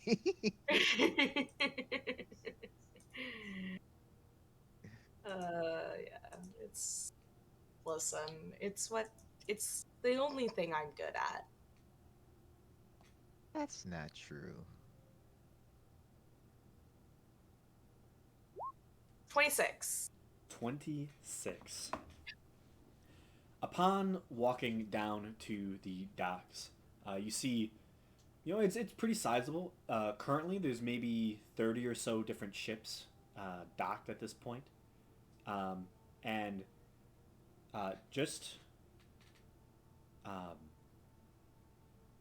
I'd say, you do note that you do have to pay to get onto the docks, as typically, there is security, making sure people just don't go walking onto ships and stuff like that. But asking around about the different ships, where they're from, you do spot that one ship has the Southron flag on it, and asking around, you're able to locate um, the quartermaster of the ship as he's currently out getting things. And you ask, hey, where are you going? Where are you from? Stuff like that. And you do learn that there is a ship that is heading to Stone's Hold in Southron. Perfect. The Nice. ship is called the Slinger, It is a trade ship and it is leaving in it is leaving tomorrow morning at first light. Okay. Um, The slinger. yes.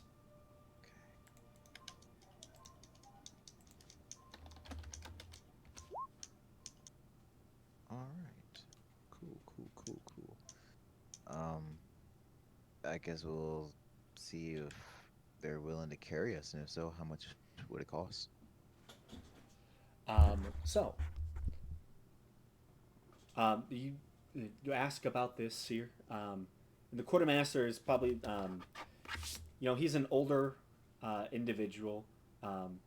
Deep um, like red scaly skin. This is a kobold. Um, he currently has a bunch of maps set across his body in like different tubes and stuff. Um, and he'll you ask him the question. Um, well, I'm not really the captain. I can go back to the ship and ask and see what we can do for y'all. I can get to y'all soon. If you stay like around here or maybe near the entrance, we can come and I can see if the captain can talk to you. That would be lovely. I think we can stay around here. Is that okay with everyone? Yeah, that's what we're here for. Okay. I'm gonna go take the rest of my supplies back to the ship, and I'll fetch you our captain. Okay. Alrighty, Sounds we good. will be waiting. And he begins setting off. Um, Back to his ship. You all begin to wait. Um, and honestly, you probably wait for a decently long time. Um, as it's you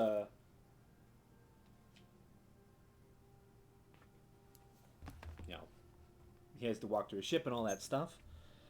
But eventually, you see the red scaled kobold begins walking back. What looks to be the captain of the ship. You see. Get it?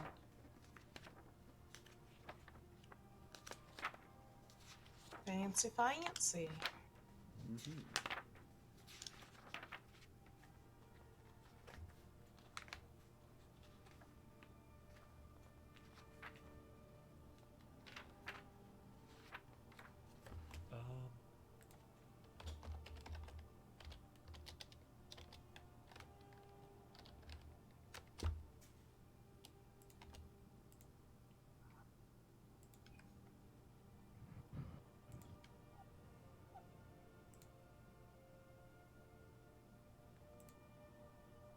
Okay.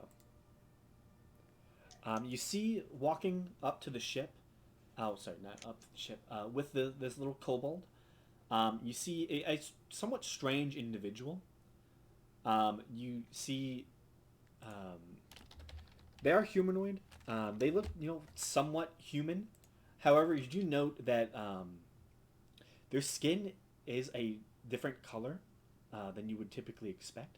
It is a almost like a teal going up their face. You see their hair is a almost like a dark green color, like maybe the color of like seaweed. You see they wear like some studded leathers. They look fairly fancy. Um, you do note that on their neck there seems to be three sets of slats that seem to open and shut every so often as they take a breath. This is definitely not a normal human. Um, Okay.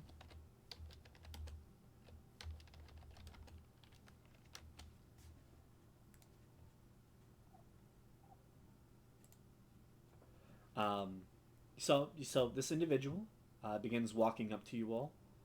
Um, Hi, I was told you all wanted to book passage on a ship. Yes. Yes, that is correct. Awesome. My name is Zindas. I am the captain of the Slinger. Um, there's six of you. Yes. Yes, there is. Okay. For six of you, um, you are wanting to head to Southern, correct? Yes. Okay. The sail will probably be about a 4 days journey. Actually, 5 days journey. Uh, if the winds are favorable. If they're not, maybe six. We are heading straight to Stonesold. From now, we are heading down to Dreville, Hanged Man, and then ending um, with Might Guard. We might choose to continue, but probably not. We might head back here. So for all six of you, it is a long journey. Where would you be giving off? This year is gonna turn to Gamesh because this is his shit. We're going here for Stonehold. him. Stonehold would probably be the easiest. Where our destination's on the east coast of Kalos. I'm on the west coast.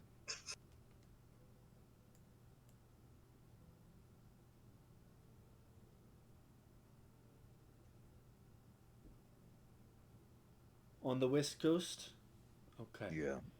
Well, the journey for getting to Stoneshold is it's it's a long one. Stoneshold is not at the north side of the continent. Um, in all honesty, we're looking at about 600 miles of open travel. So that would come out to for each of you individually 600 silver pieces. Okay, 600 silver. 60 So gold. gold. Yeah. All Pocket change. right. Pocket change. It is. Uh, I think I have like 1,000 to 2,000 gold on me right now. Ballin'. Not compared to Becky. Yeah, you're not compared to no one's balling like Bay is. We have the world's richest person on our Not the adventuring world's team. richest not person. the world, yeah, not the world. Not yet. One day though. Her wealth is definitely messing up the economy at least a little bit. Yeah. Eat the rich. Eat the rich Some like Ebebehi. this episode was like, eat the rich. We all looked to Mubei. I It's bet like, he's what'd you the do this opposite of time? Robin Hood. Yeah. Steals from the rich to be rich. Steals from the rich, but does not give to the poor. Refuses. Barely was willing to put money in a bank. All right. This Better start paying this Oh, mortgage. actually, I'm going to correct that. It's going to be 800 silver pieces. Sorry. okay, so 80. I was on the wrong map. The scale on the main map screen is uh, not exact between locations. So on each individual map, it's correct, but between them, it's not. Understandable. What was I about to say? Is anyone short? No, I got it. Yeah, Faradir's good. Remember when Faradir didn't have any money? Yeah, I do. It was a sad time. Now she spends her money on pretty rocks for her girlfriend and armor and sword. Um, The All good essentials. investments. The three core essentials. so Hell Yeah, yeah. the three Maybe- things you need in life. Mebehi doesn't have enough gold pieces. She has too much platinum. Oh. Oh no, Wow. he has too much Just platinum. pay 8 I know the platinum. I know the funny thing is I'm carrying some of her platinum. Yeah. So Yep. so so I guess she's about to use 8 platinum. Know what? I will give him That is- 8 platinum, and that's That gonna is be 8 of hers. absurd. It's gonna be 8 of hers. Okay. That's gonna be 8 of hers. Fuck that. Oh, yeah. She's We need to revoke her rogue the fact she didn't have enough privileges. gold for that. That's wild. It's all in Oh, platinum. I'm so rich. Little coins. What are little? I bet he's the type of rich person, but like, what's a 20 she's like, oh, what's a silver Yeah, piece? I only pay in $100 bills. She's bill? like, a copper piece? Is that like for What? Wait. decoration? Oh, what's a copper piece? Yeah. She's So like, what oh, I does that thought. mean? She's like, I thought silver was the lowest. No, she thinks gold is Oh, the lowest. she sees copper. Oh, the dirt money. Oh, you're poor, poor. Okay. Okay. Oh. Oh So, goodness. with that, you all have booked travel on the Slinger as it heads to Stoneshold. All right. Um, and he says he's leaving that first light. Yes. Um, Do you have any place to stay? Uh, well, we just came to the port first. I guess we're about to go look for one. If you so desired, you could stay on the ship. You will be staying there anyways. Also, we're leaving fairly early. If you miss it, we're not going to. We're not going to wait for you. Just so you know. When we say first light, we mean first light. All right. Everyone good with that? Yeah. Yep, sounds good. Okay. We'll lead you past the port guards and get you settled. So he begins leading you past the port guards. You do see a lot of the guards of this city are mounted.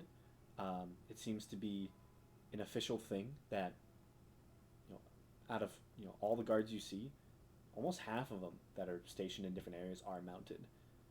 The roads are wide and open.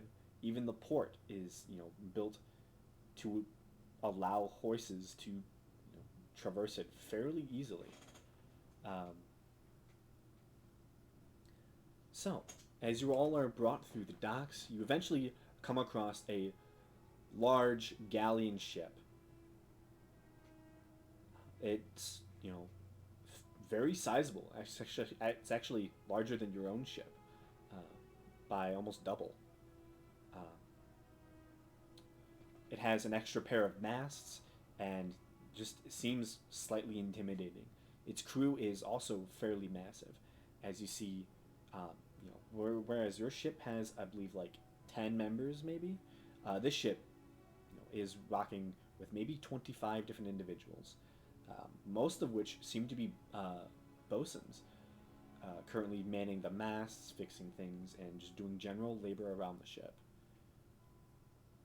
You are introduced to your quarters, which is currently on the mid deck of the ship.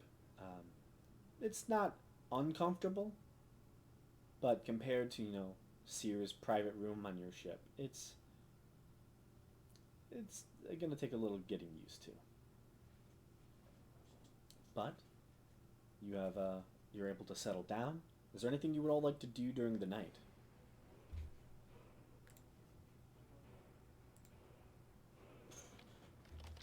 um,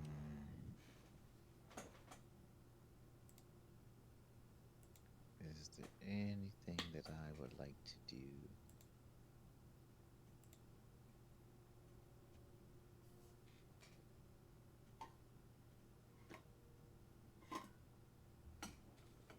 I don't think so.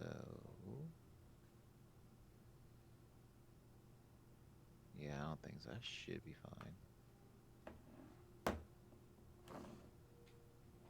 Okay. What do Anyone else? I have? I can. I'll fool around with the puzzle box Okay. so I can start using it to hold my own stuff. Start learning the Yeah. combination. You know, yeah, you know the ending of it. Yeah. Just go ahead and make me um, With that, just make me a investigation check with advantage, trying to solve the puzzle.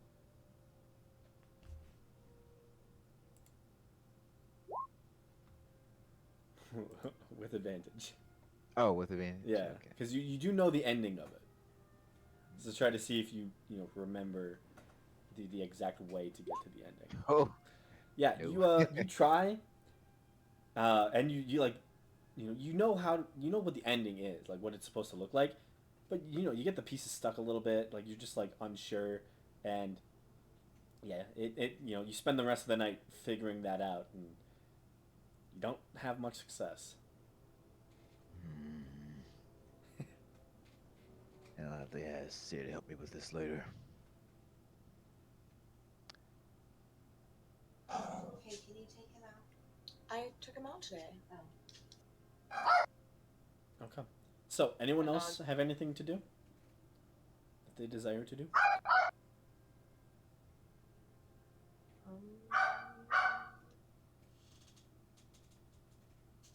No. Okay. I'm just gonna take that as a no then. So, the night passes. You all on the ship, settling into your quarters. You have a somewhat restless sleep, but early in the morning, probably around 8 in the probably like 7 8 in the morning, um, you all begin to hear bustling and noises as the ship begins to fill with life. And soon you all feel soft rocking gets a little bit more steady as the ship is untied from the docks, anchor is pulled up, and the sails are lowered, and the ship begins its slow journey out of the deep water bay of Iron Hoof.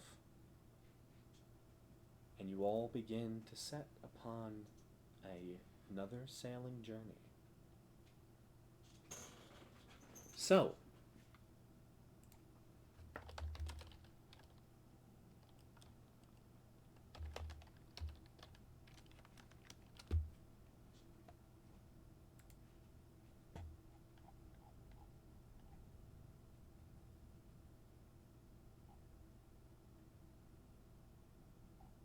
as the ship begins to sail away,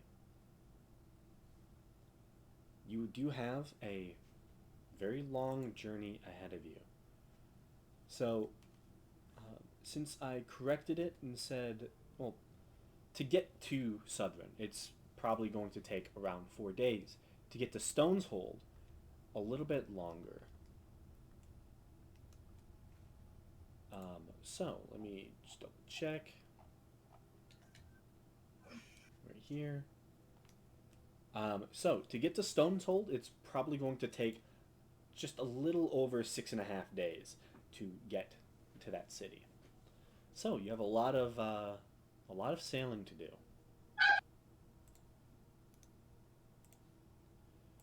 And so,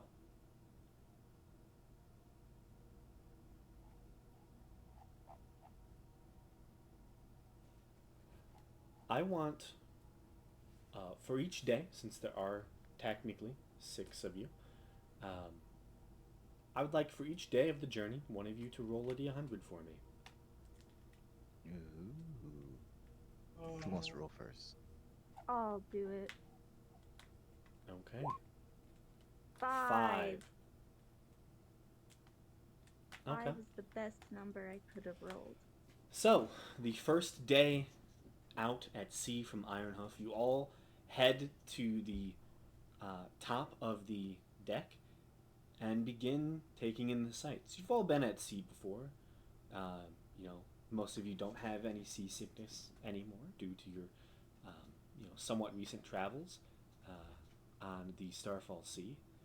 But this is a different sea,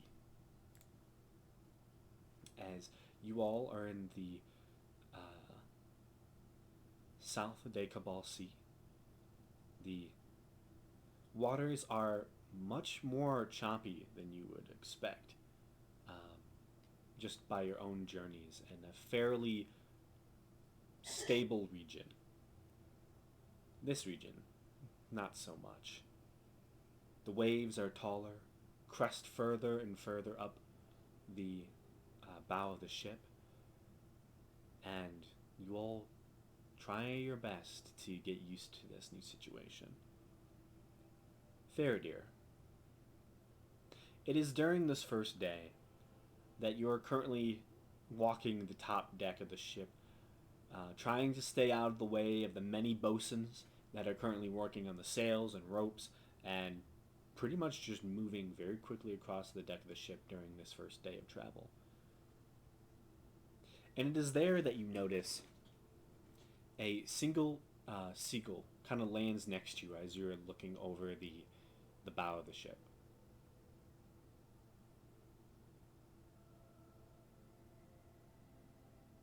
It lands maybe about a foot away and just kind of lands there on the edge and just cocks its head at you. I'm sorry, it's a what? A seagull. And it just I guess I calls just to kind you. of like give it a little wave. I can't do a seagull sound, so that's my best impression. It's pretty good. It's what I feel like they should sound like, at least. Yeah. Um, yeah, it just kind of sits there about a foot away, just staring at you. I mean, I don't have any beef with this seagull. Okay. I'll just let it chill if it wants to. Question is, does a seagull have beef with you? We about to find out. So, you don't do anything? Nah. Okay. About a moment later, you begin to hear something on the other side of you. And you turn and look, and merely about 6 inches from your face is another seagull just staring at you, kind of cocking its head and kind of looking at you.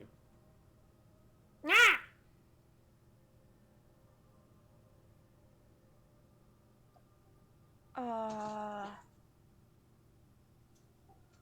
Yo, what up with these birds? Is there like anyone else around? I mean, there's, a good maybe 6 other people on the top deck right now. Most of them are tending to ropes and stuff. They seem to be the ship's crew. Okay, I'm gonna like point at the birds. Is this normal? Do they usually come this close? Um, One of the bosuns kind of working away somewhat near you. He's maybe like 8 feet away. Goes, "Wait, what'd you say, huh? These birds. What about him?" Is it normal for them to be this close? I mean, maybe not that close, but I mean, you have food on you or something? You might be hungry. He kind of finishes tying his rope. I don't know, just shoo him away if you don't want him there. And he kind of begins walking off towards another section of the ship. Can I like reach out and try and pet one? Which one? The one that got right up to my face. Okay, the one on the right. Sure, I'll just use like one finger to pet its head. Yeah, you go to pet it, and it quickly begins backing away. Okay, well. I mean, I don't know what to do with these birds, man. Okay. As far as I know, don't have anything that helps with animals in any way.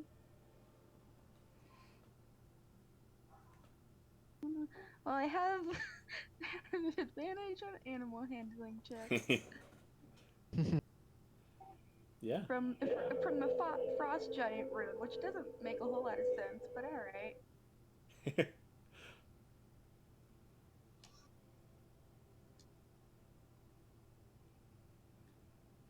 So, Yeah, I mean, I'll just do like more seagulls start coming. do you wait for more seagulls to come? Yeah, I mean, I assume I'm just gonna keep doing whatever I was doing. Okay.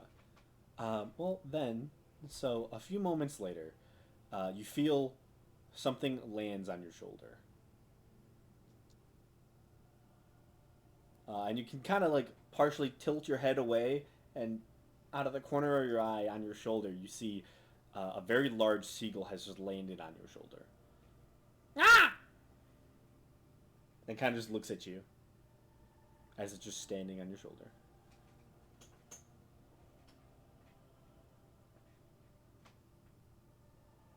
I'm gonna start like slowly walking towards where I'm gonna go towards where I think Senti is, I guess. And does like the seagull stay on my shoulder? That one does, yeah. Huh.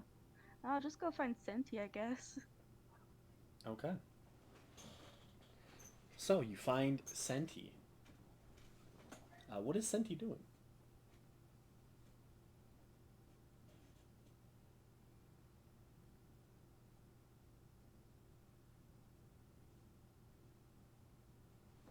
Senti?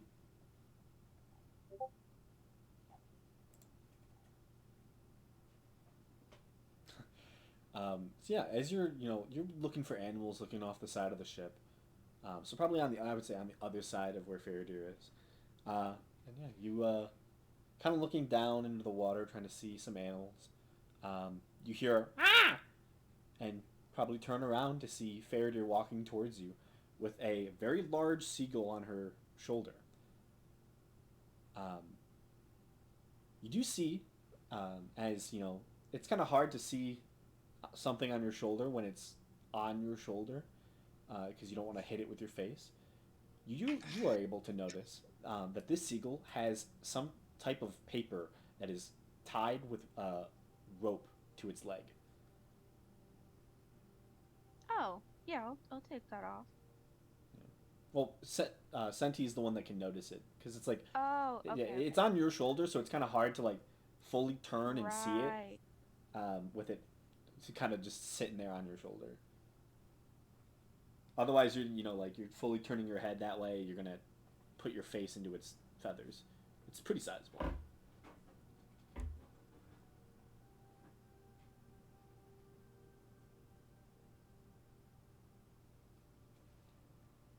Um, so, Senti, what do you say?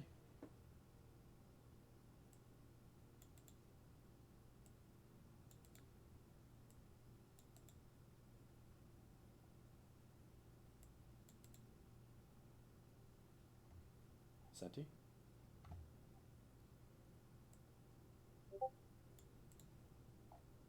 Senti has Oh. rested and is stationary. Senti will point and wave to the bird. A friend? Question mark. I do not know. There were some more over there, and they seem to like me.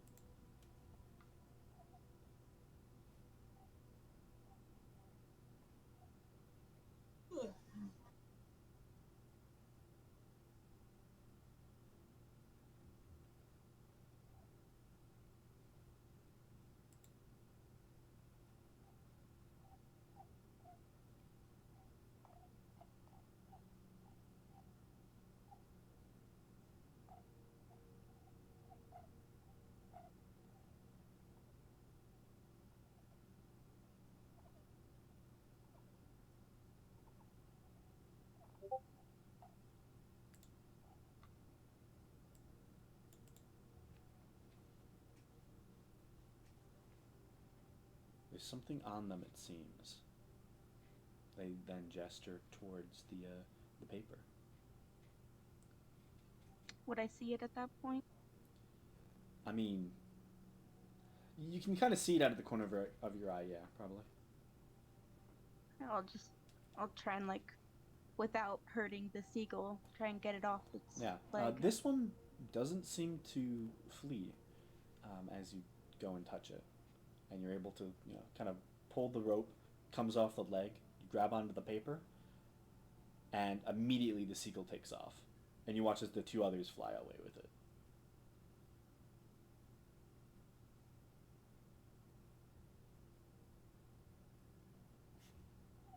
What does this paper say?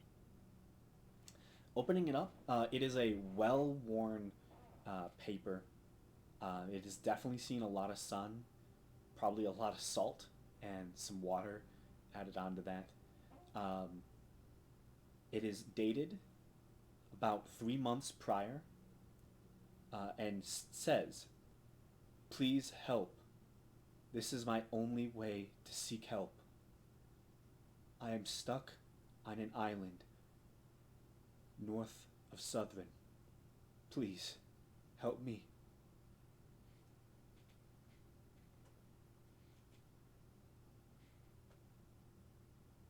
I I mean, I guess I'll like read that out loud and then take it to like Seer or Gamesh, whoever I find first.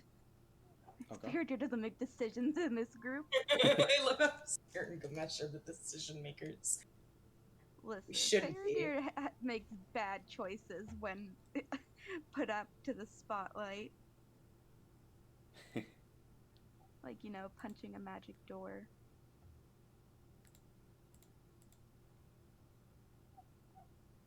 Yeah, I'd say you would be able to find Seer and Gamesh. I had this bird give me this message, and I'll like hand them the piece of paper.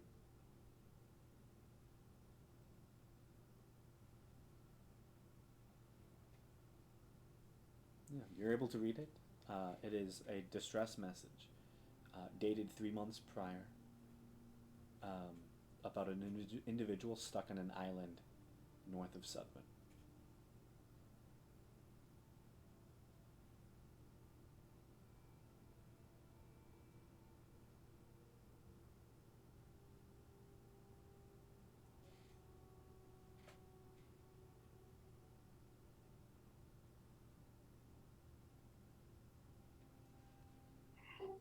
Are Seer and Gamesh here?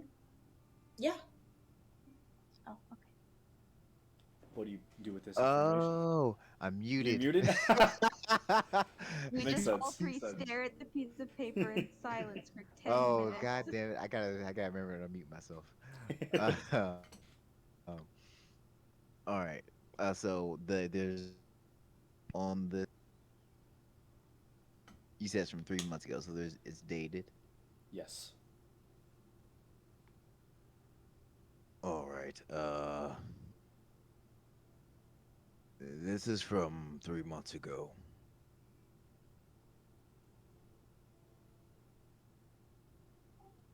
Well, I guess those birds are slow, which is weird for birds. Okay, so basically the note, just to summarize, the note just says they need help and they're on the island north of Southern, Yeah, right? that's exactly what it says. Okay. Doesn't say what island. Uh, Nothing. well, we're not going to be able to do anything about this right now, regardless. The ship has a course.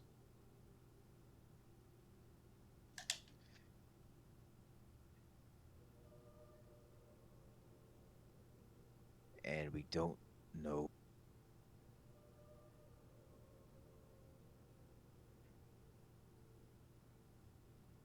I think you cut out. I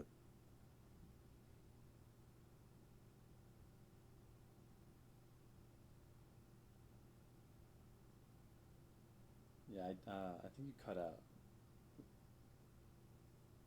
Did what, what the hell? Yeah. Hmm. Can you hear me? Okay. Yeah. Right I now. don't know what Right now. happened. Okay. I don't know what happened. there's no details on this. There's really not much we can do. Alana said that the islands to the north are archipelago, so there's plenty of them. We can't just be island hopping looking for one person. I, I guess if something comes up, maybe, but we'll just have to leave this one be for now. They contacted the wrong people. Yeah, and this is, like I said, 3 months. This person can already be dead for all we know.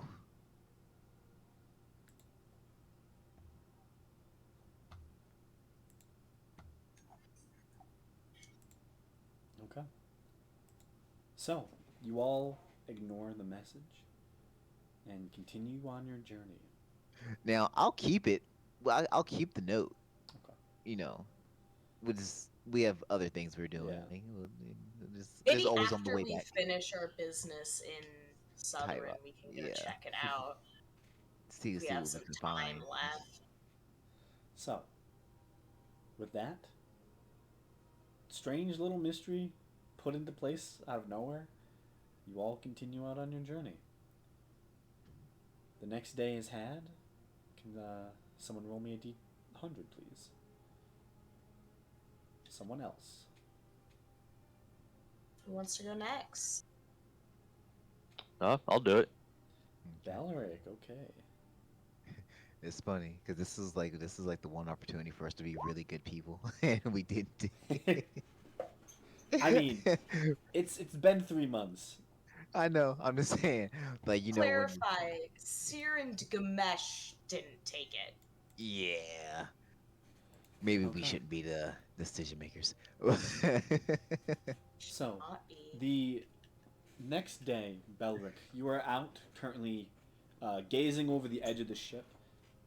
For you personally, you've been at sea less than some of the other people in the party, um, but it's an interesting sight to see.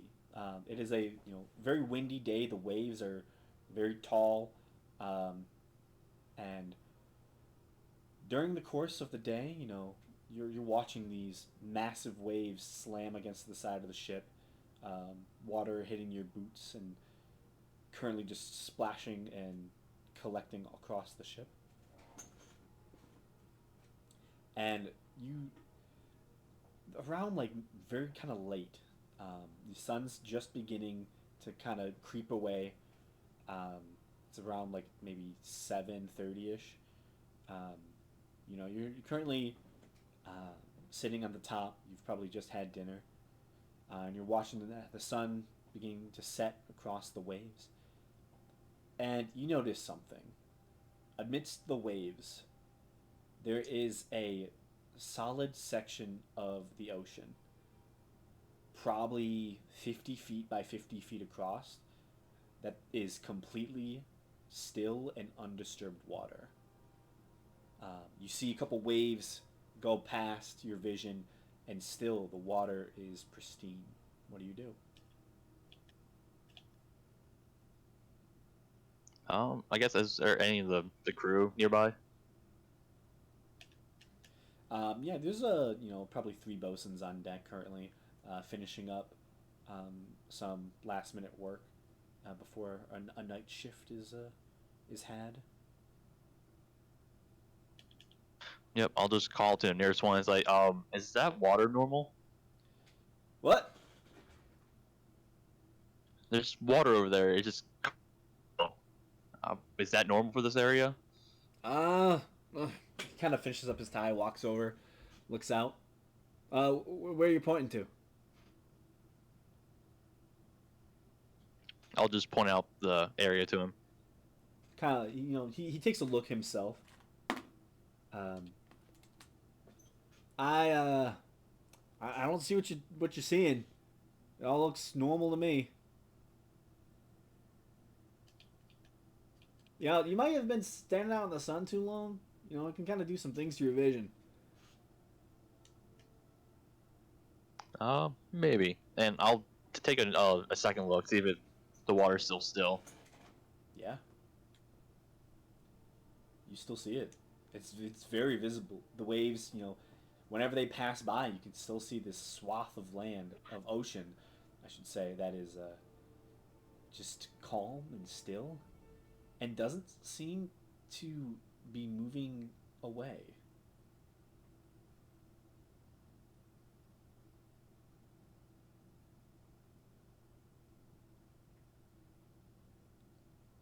The bosun just kind of looks at you. Well, if anything else changes, Let us know. It's probably nothing.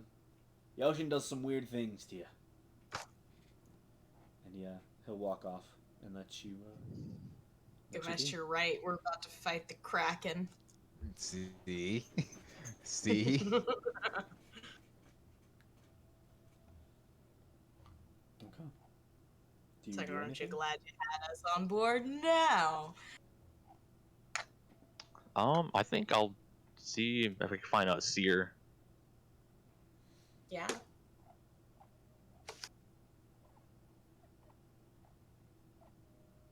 So seer, there's some water that's completely still. So, but I only can see it, but no one else can. So I wonder if it's some kind of magic. It's really concerning. Can you show me like where it is? Yep. Then I'll just show seer where the water was. Yeah. Do I see still water? Make a perception check. Not good at those. It's okay.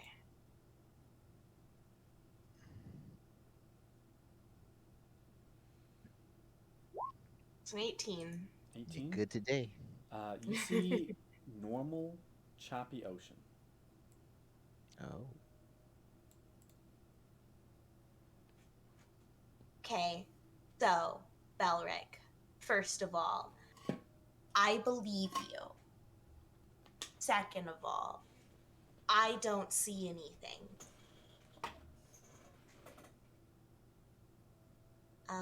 Oh, that's weird. Let me check my spell. Does does Belwick still see it?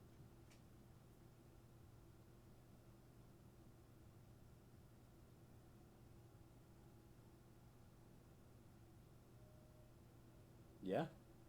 No. Okay.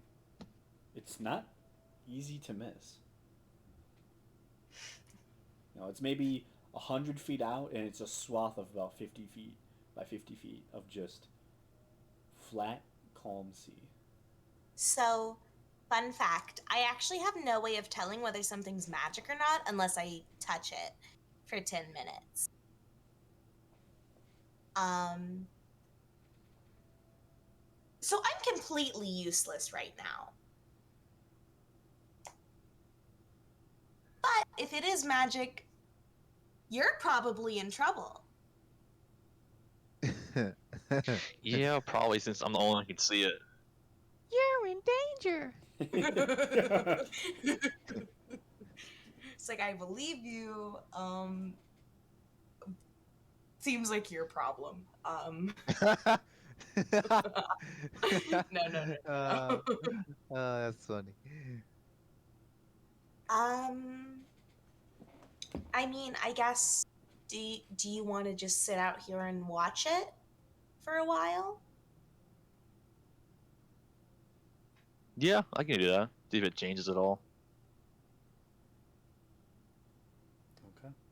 Um, be around nearby in case. Well, in case. Okay. Yep. I'll let you know if anything changes. Okay. You went to So- the paranoid one. Of course, she'll believe you. Belric, how long do you watch this spot?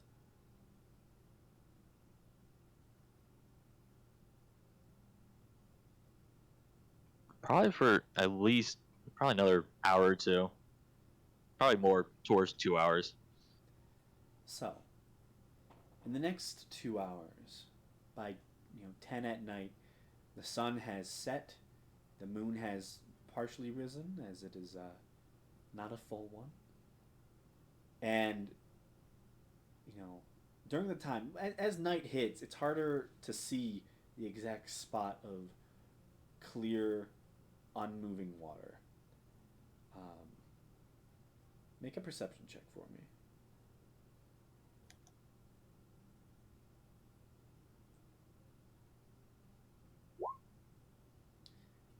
However, with your eagle eyed vision, it remains. you can just make it out as you can see the reflection of the moon in the flat, calm waters that don't dissipate and seem to just follow the ship for the next 2 hours.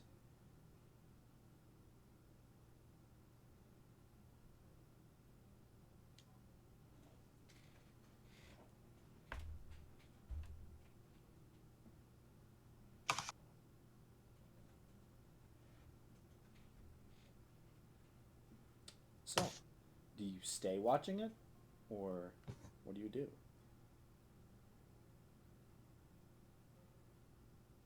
I'll watch it for another hour. Okay. Doesn't move. Continues following.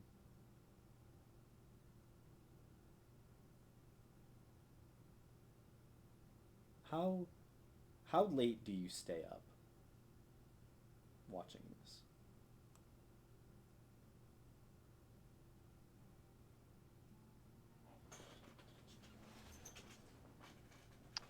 I probably not past like midnight.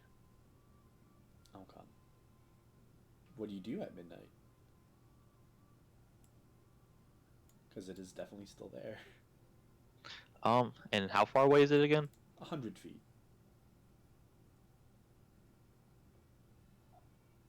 I will cast Dispel Magic on it. Okay.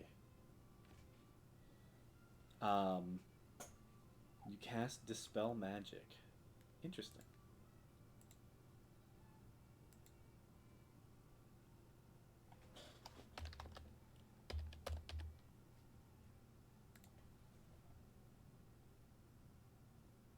Okay. I need you to. What level do you cast this at? Third. Okay. I need you to roll to yeah. So roll and add your spellcasting ability mod.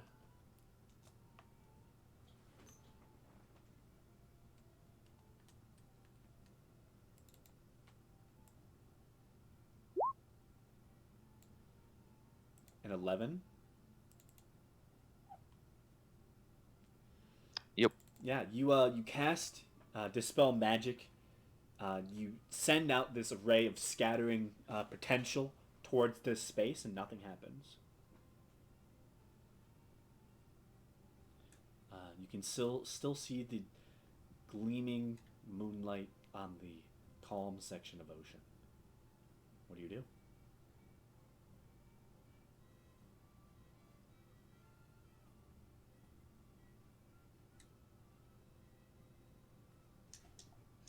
I think at this point I'll just give up and go to sleep and let Seer know if she's still up. Okay. I probably would not be. But you can wake me up. Like, she'll wake up. I probably wouldn't wake Seer up. I'll probably just head to bed.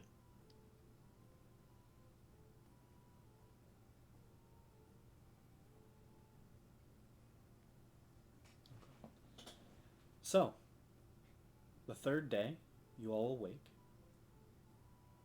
Belric, do you look for the spot? Yep. Okay. Looking exactly where you saw it last. You know, it's a different day. The weather changed during the night, and you kind of look for that spot in the waves. But, you know, the wind has died and the sea has calmed, and the entire ocean is currently calm and flat. Very little wind is given this day. And you just get an air of uneasiness. Because it's just hard to tell. So, I need someone to roll a d100 for the third day.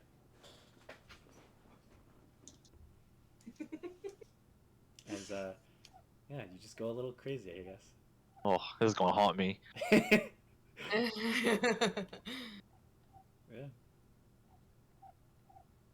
So, who wants to go next? 2 down, 4 to go. Mm-hmm. I guess I'll go ahead and throw mine in the mix. Okay. A 2.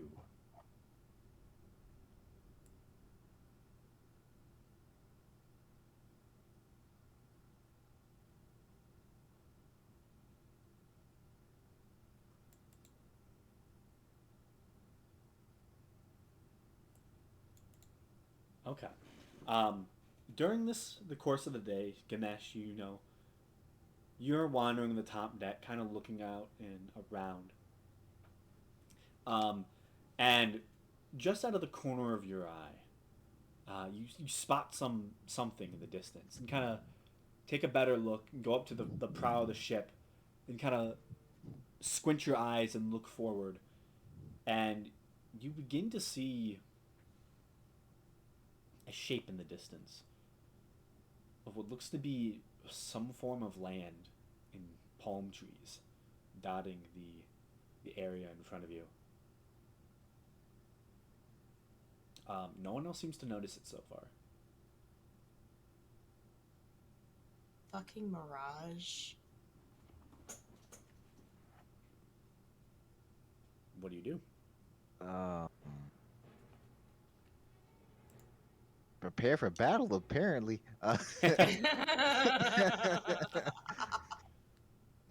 Music had um, good timing. I um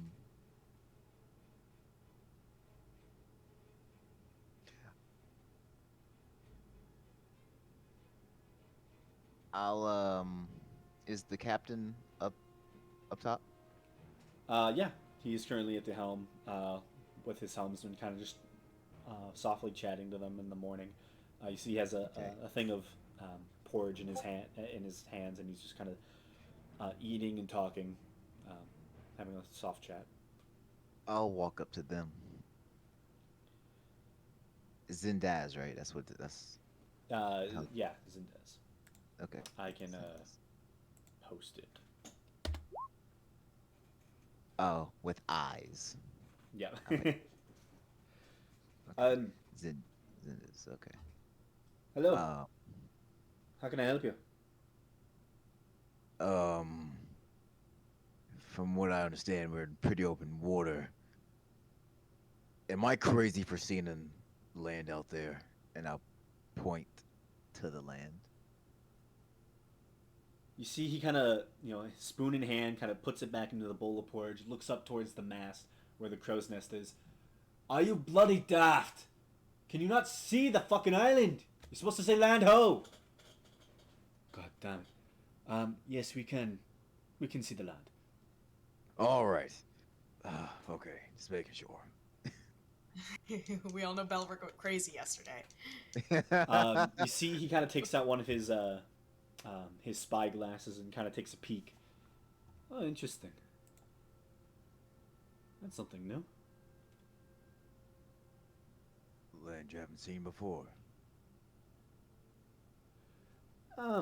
Yes. It's he takes another peek and just keeps looking at it like he's just very confused. I do not look at this, and he gives you the spyglass. I You see he's just almost lost for words. Okay, I'll take a look through. Okay. You take a look through, and you see, a fairly small island. You see there's, 3 trees on it. Um, Currently hung between 2 of the trees in the front of the island that you can see is a large, somewhat tattered sail. It seems to bear a crest of what seems to be on the crest 2 palm trees with a sail in the middle. Uh, Also, at the very front of the island, you see a tattered looking old man with a very long white beard, currently at a helm of a ship, and you see he's currently turning it, and he like kind of looks over and you see him wave at you through the spyglass, and he, begins getting larger and larger, as clearly this ship is moving towards all of you. Sorry, this island is moving towards all of you. Um, what do you do? Okay. All right. And currently, we are technically north of Southern, right? Yeah.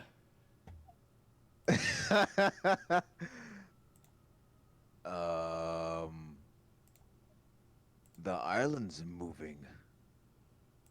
You saw it as well. Um, that actually brings up something else. Uh, 2 days ago, one of my companions got a note off a seagull that said somebody was stuck on an island to the north of Southern. I think that might have came from him now. Um, can I see it? I'll go get the note. Okay. And I'll go look for Faraday. Yeah. So you head below deck.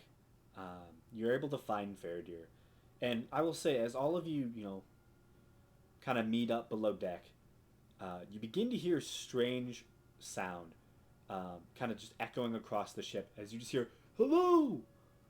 How are you doing on this fine day? Would you like to do any trades?"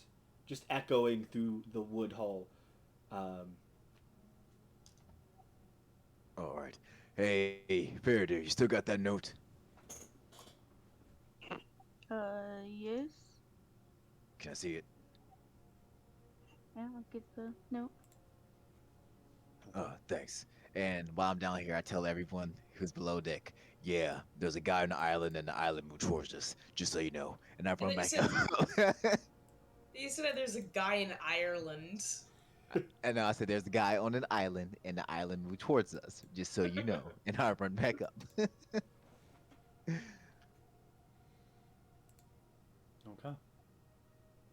Yeah, so you head up to the top deck, and as you get there, the entire ship is currently on the deck, and staring in just awe of this old gray, like white bearded older man. Uh, Currently, you see he's fairly bald. He seems to have the classic bald top head and then the hair that goes around the back, and he kind of like waves. Um, and you see like the captain has currently gone to the edge of the ship. Um, what do you mean by fine trades? You see the older man goes, "Oh, well, I don't have much to buy. Sorry, I don't have much to sell, sadly, but I have plenty of money, and I'm looking for things to buy. If you have anything, I will definitely buy. Do you have anything, kind strangers?" Captain it just seems in awe of just like, what is this situation? Uh, Captain, this is what happens when you travel with adventurers. The weird shit happens. The most Yeah. random of things. I, We have these things called random encounters. Yeah. Yes, we have these things called random encounters. Yeah, that's a good one. I bring uh I pull out my mask, the 100 gold piece mask. uh, I have this. Ah, what a fine piece! I'd pay you 100 gold for it. Yeah, why not? He takes out a bag of 100 gold and chucks it off of his little island towards you. Hmm, fair. I'm sorry, Gamesh. I thought you were gonna say, whatever. I like the dank meme that was sent. It's very fitting.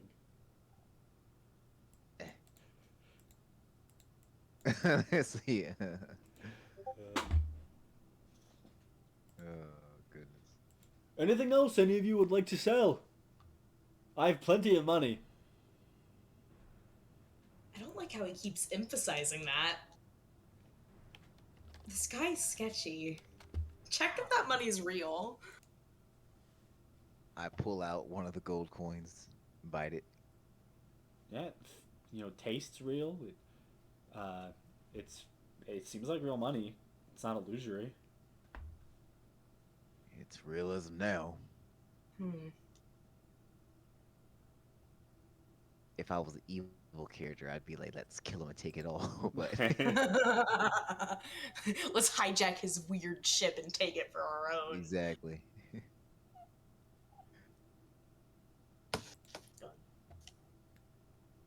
So, Wait, no, this man's doing floating islands before us. I know it's not original now. God damn it. It's too late. We can't go into that field of business anymore. No, ours was a floating turtle though. yeah, his Oh, is, yes. his is an island that has been turned into a ship. Ours was a turtle with Galder's Tower on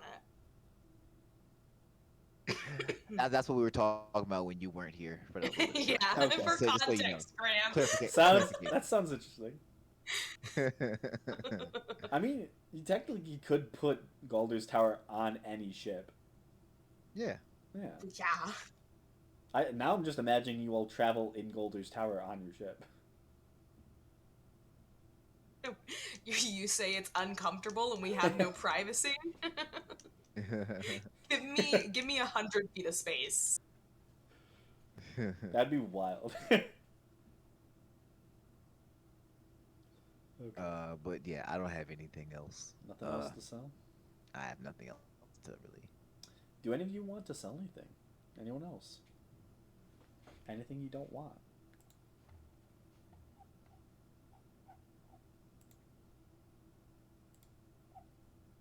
No? Okay. You see a couple of the, crew members. They sell off some useless junk that they got a long time ago, haven't had a chance to sell. He just seems to toss more money on top of the ship. Eventually, you all exhaust things you're willing to sell.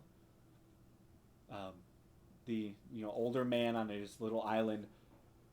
Well, it has been wonderful seeing all of you, but I must be going now. We ask him about the note. Do you want to? I'm asking the party. Hey, I got a question. Yes. It's not an item, but might What do you think know about a missing person? about this note? Maybe you saw the seagull that had it. Oh, I think I do know that person. Yes. You see, he kind of steps away from the helm a little bit, kind of walks behind one of the palm trees. Oh yes, he sold something to me, and he pulls out a skeleton.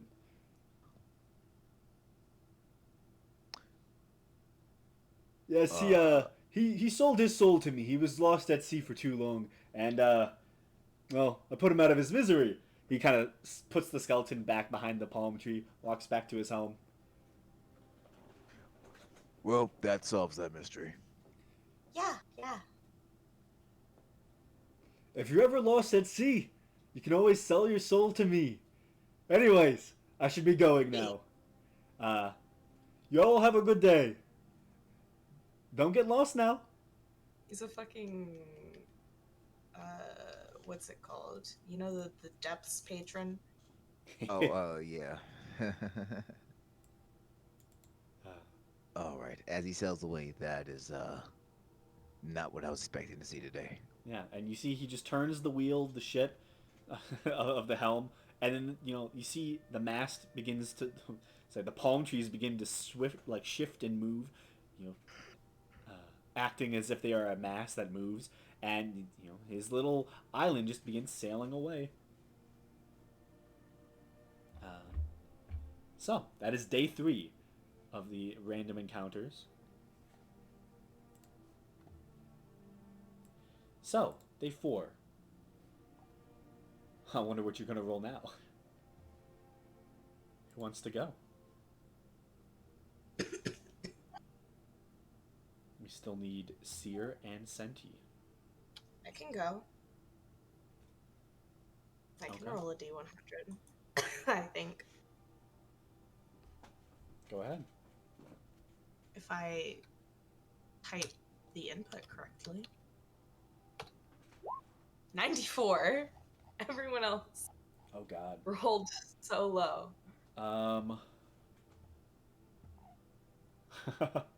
Okay. The day is calm. Nothing happens. Oh, no. Oh, well.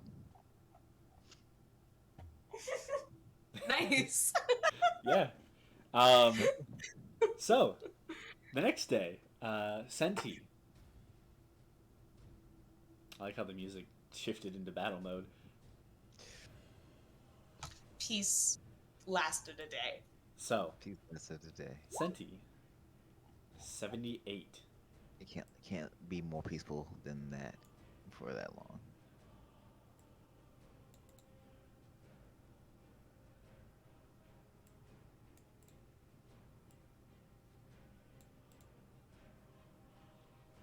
Okay.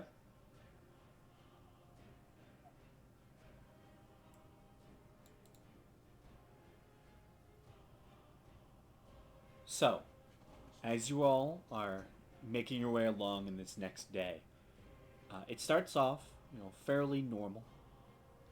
However, see the captain begins to take notice to some of the weather that is currently happening, and his eyes kind of narrow. He talks to the quartermaster, the little kobold from earlier, who you first met upon getting on the ship. Hey guests, I would suggest you guys get below deck. This says, things might be changing soon.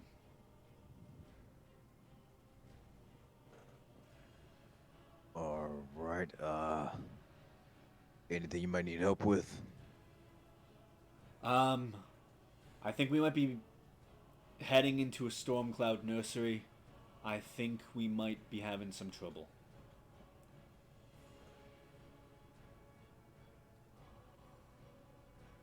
Um. Well, I have no problem staying up top. Might need extra hands. Okay. The ship quickly, uh, all crew members are summoned to the deck. There are dozens, of bosuns working away on this large ship. Uh,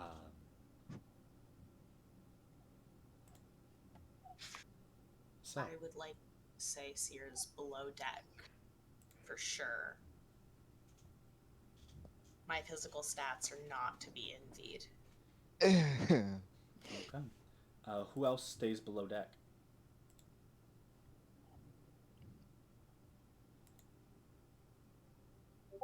I'd probably be on top of the deck. You'll be on deck, okay. So Belric and Gamesh.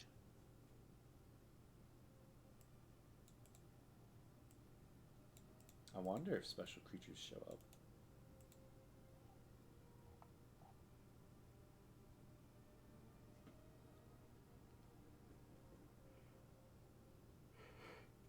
Senti on top deck, okay. Does Faradir stay on the top deck? Yeah. Okay. All but Seer and Mabehi stay on the top deck. You slowly start to notice rain and rain clouds begin showing up on the horizon over the course of the next 10 to 20 minutes. At first, it starts as a soft drizzle, but gets more and more intense as the sky gets darker and darker. You begin hearing the distant sound, well, not so distant sound, of thunder as you see light seems to light up the very darkened sky as you begin sailing through a massive storm wall. So, are you all doing anything to help the ship in this storm? Or are you. um,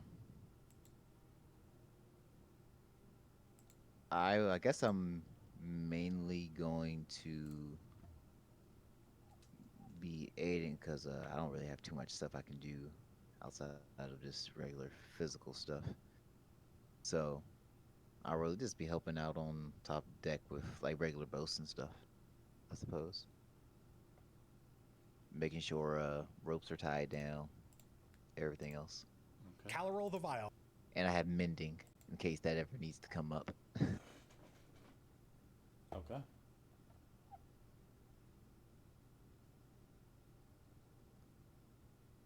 What is everyone else doing? Belric? Yeah, I'll probably be doing the same thing, just any like physical labor stuff. Okay. Faraday.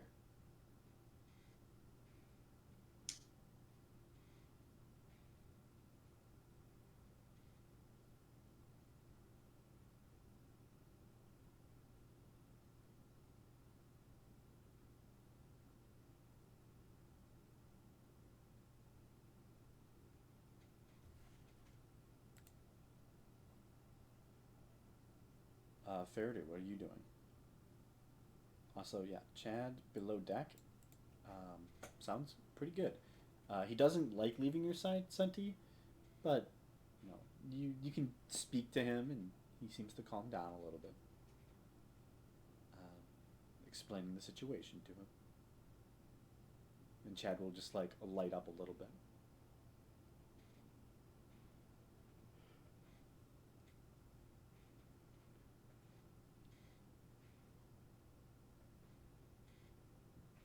Hi, I'm sorry. What was the question? What are you doing on the top deck? Are you just watching, or are you gonna try and help in some way? Uh, uh, I don't know. Does it look like I would? What exactly is happening? Right now My the ship mom came is. in my room, so I Oh, missed some sorry. parts. The ship is currently sailing into a large storm wall. Okay. Um. Yeah. I mean, I guess I'll try and like batten down the hatches and whatnot. Okay. Um, Senti, what are you choosing to do? Are you watching? Just keeping an eye out, or are you going to help with physical labor?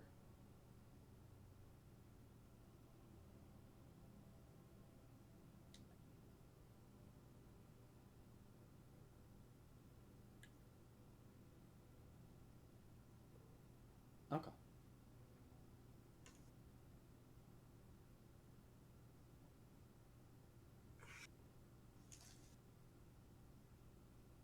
So, as you all begin sailing into the storm wall, um,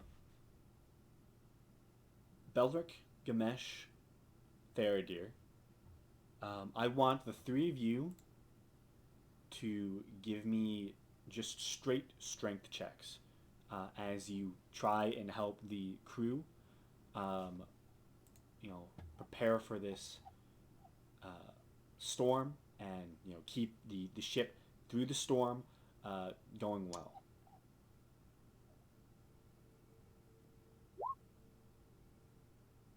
Oof. Ooh, that's a solid one. And I don't have anything to fix that with. Hey, damn. Yeah, if it was a saving throw, I'd be on that, but Yeah. Rip So Faradir dies in the storm. with that, you all, the three of you, begin rapidly trying to help the ship, tie knots and secure the mast and make sure like things go well. You don't lose the sails, and you can get through this storm with ease. Um, However, Belric and Faradir don't have much experience with a ship. I don't believe you all were there for the initial purchase of the ship. It's maiden voyage, and some of its first events. So, the both of you don't really know how to tie knots very well, and you tie a couple knots, thinking, "Oh yeah, that'll be good." And as the storm begins raging, um, the knots you tie come loose, and part of the sail seems to come down, and the wind and the rain just seems to begin tearing at it, and it's not looking that good. Um, Additionally, um, Senti, you're watching to make sure no one falls off board. A rogue wave does hit the ship. Um, how are you keeping? How are you? It does hit someone. How are you going to keep them on the ship?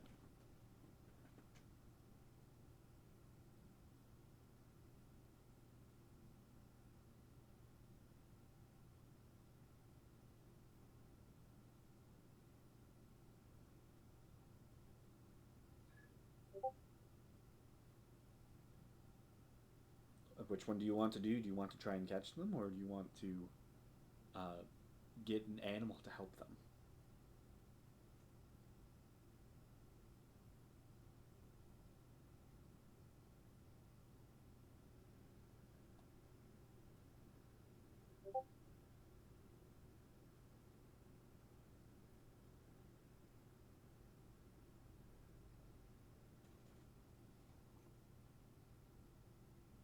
Okay. Um, with your new strength, interesting. Make make an athletics check.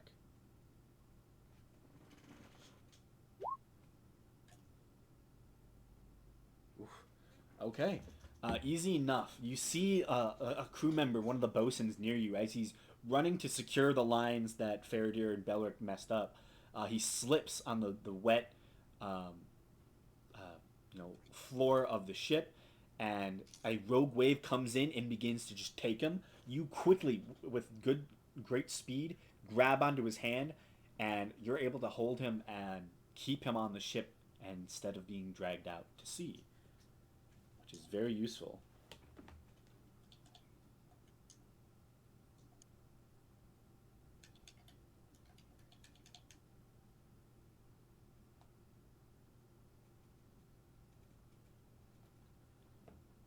So, two successes, two failures. Okay. Even through, this massive storm that hits you all, uh, incredibly hard, the crew is experienced and capable, and even with, a very tied skill check between all of you, the ship does eventually come out the other side of this massive storm unscathed. No crew is lost, there is minimal damage, and you merely lost about half a day.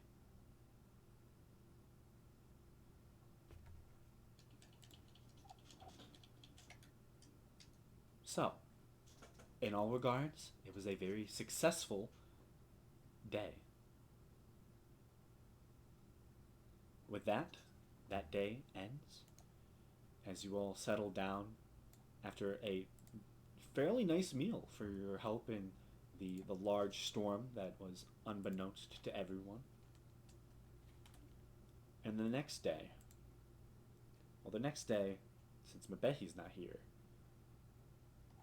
I guess I get to roll the D100.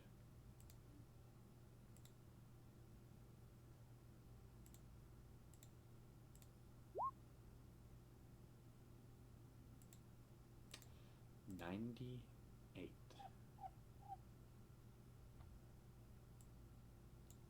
Okay.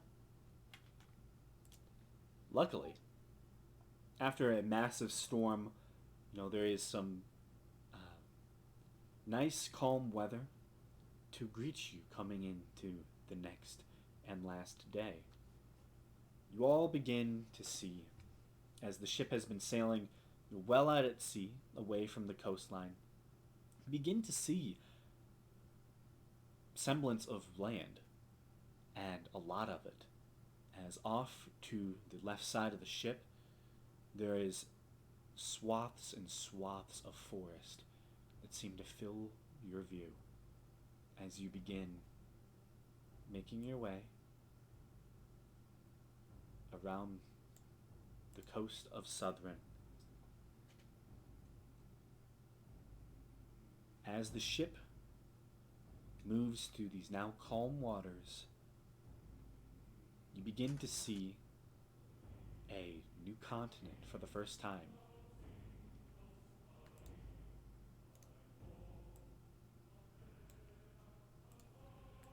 The ship eventually makes it to the port. And what you see is a massive city, bigger than even Farsalese. The immediate view is of a massive deep water port. There is a huge array of naval power here. You spot at least 18 different warships currently patrolling the edges of a large deep water bay that extends inland to a range of mountains that kind of cuts through the space. And as the ship begins to head into the port of this massive city, the immediate view is on, well, the center of it. As the city seems fairly circular.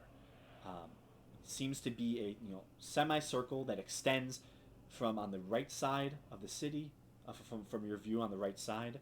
It extends out towards the port, surrounded by a large circular wall the entire way.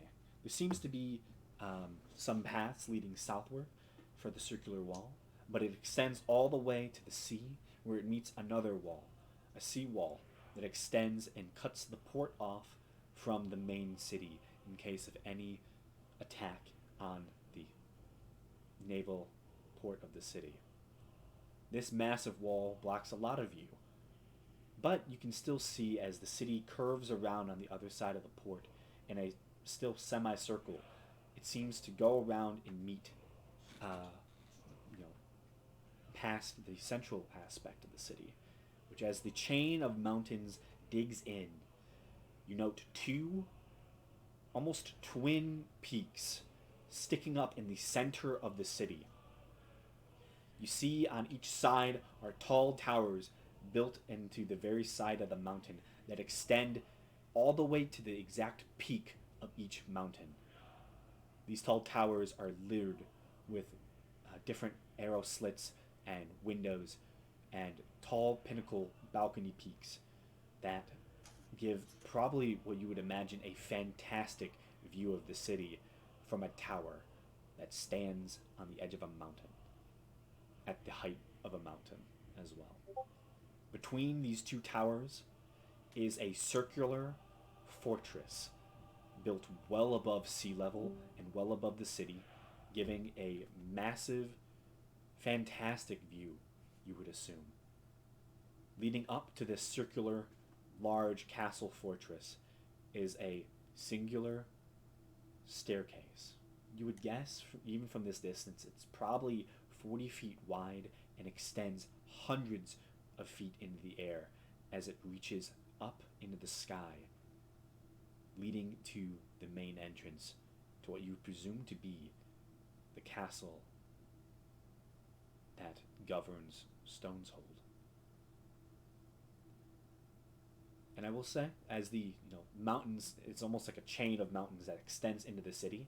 The mountain that presumably was connecting these two twin mountains has been dug out, as you see rising above the stone wall, almost like a miniature plateau with large buildings placed upon it that look religious in nature. You see massive, beautiful stone temples.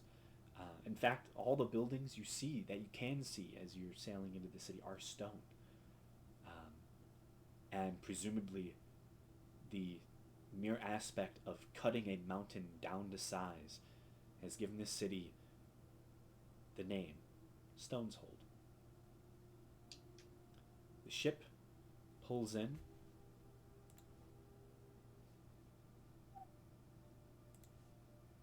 And you are let off as you find yourselves in a new city on a new continent. A whole ocean between you and your home.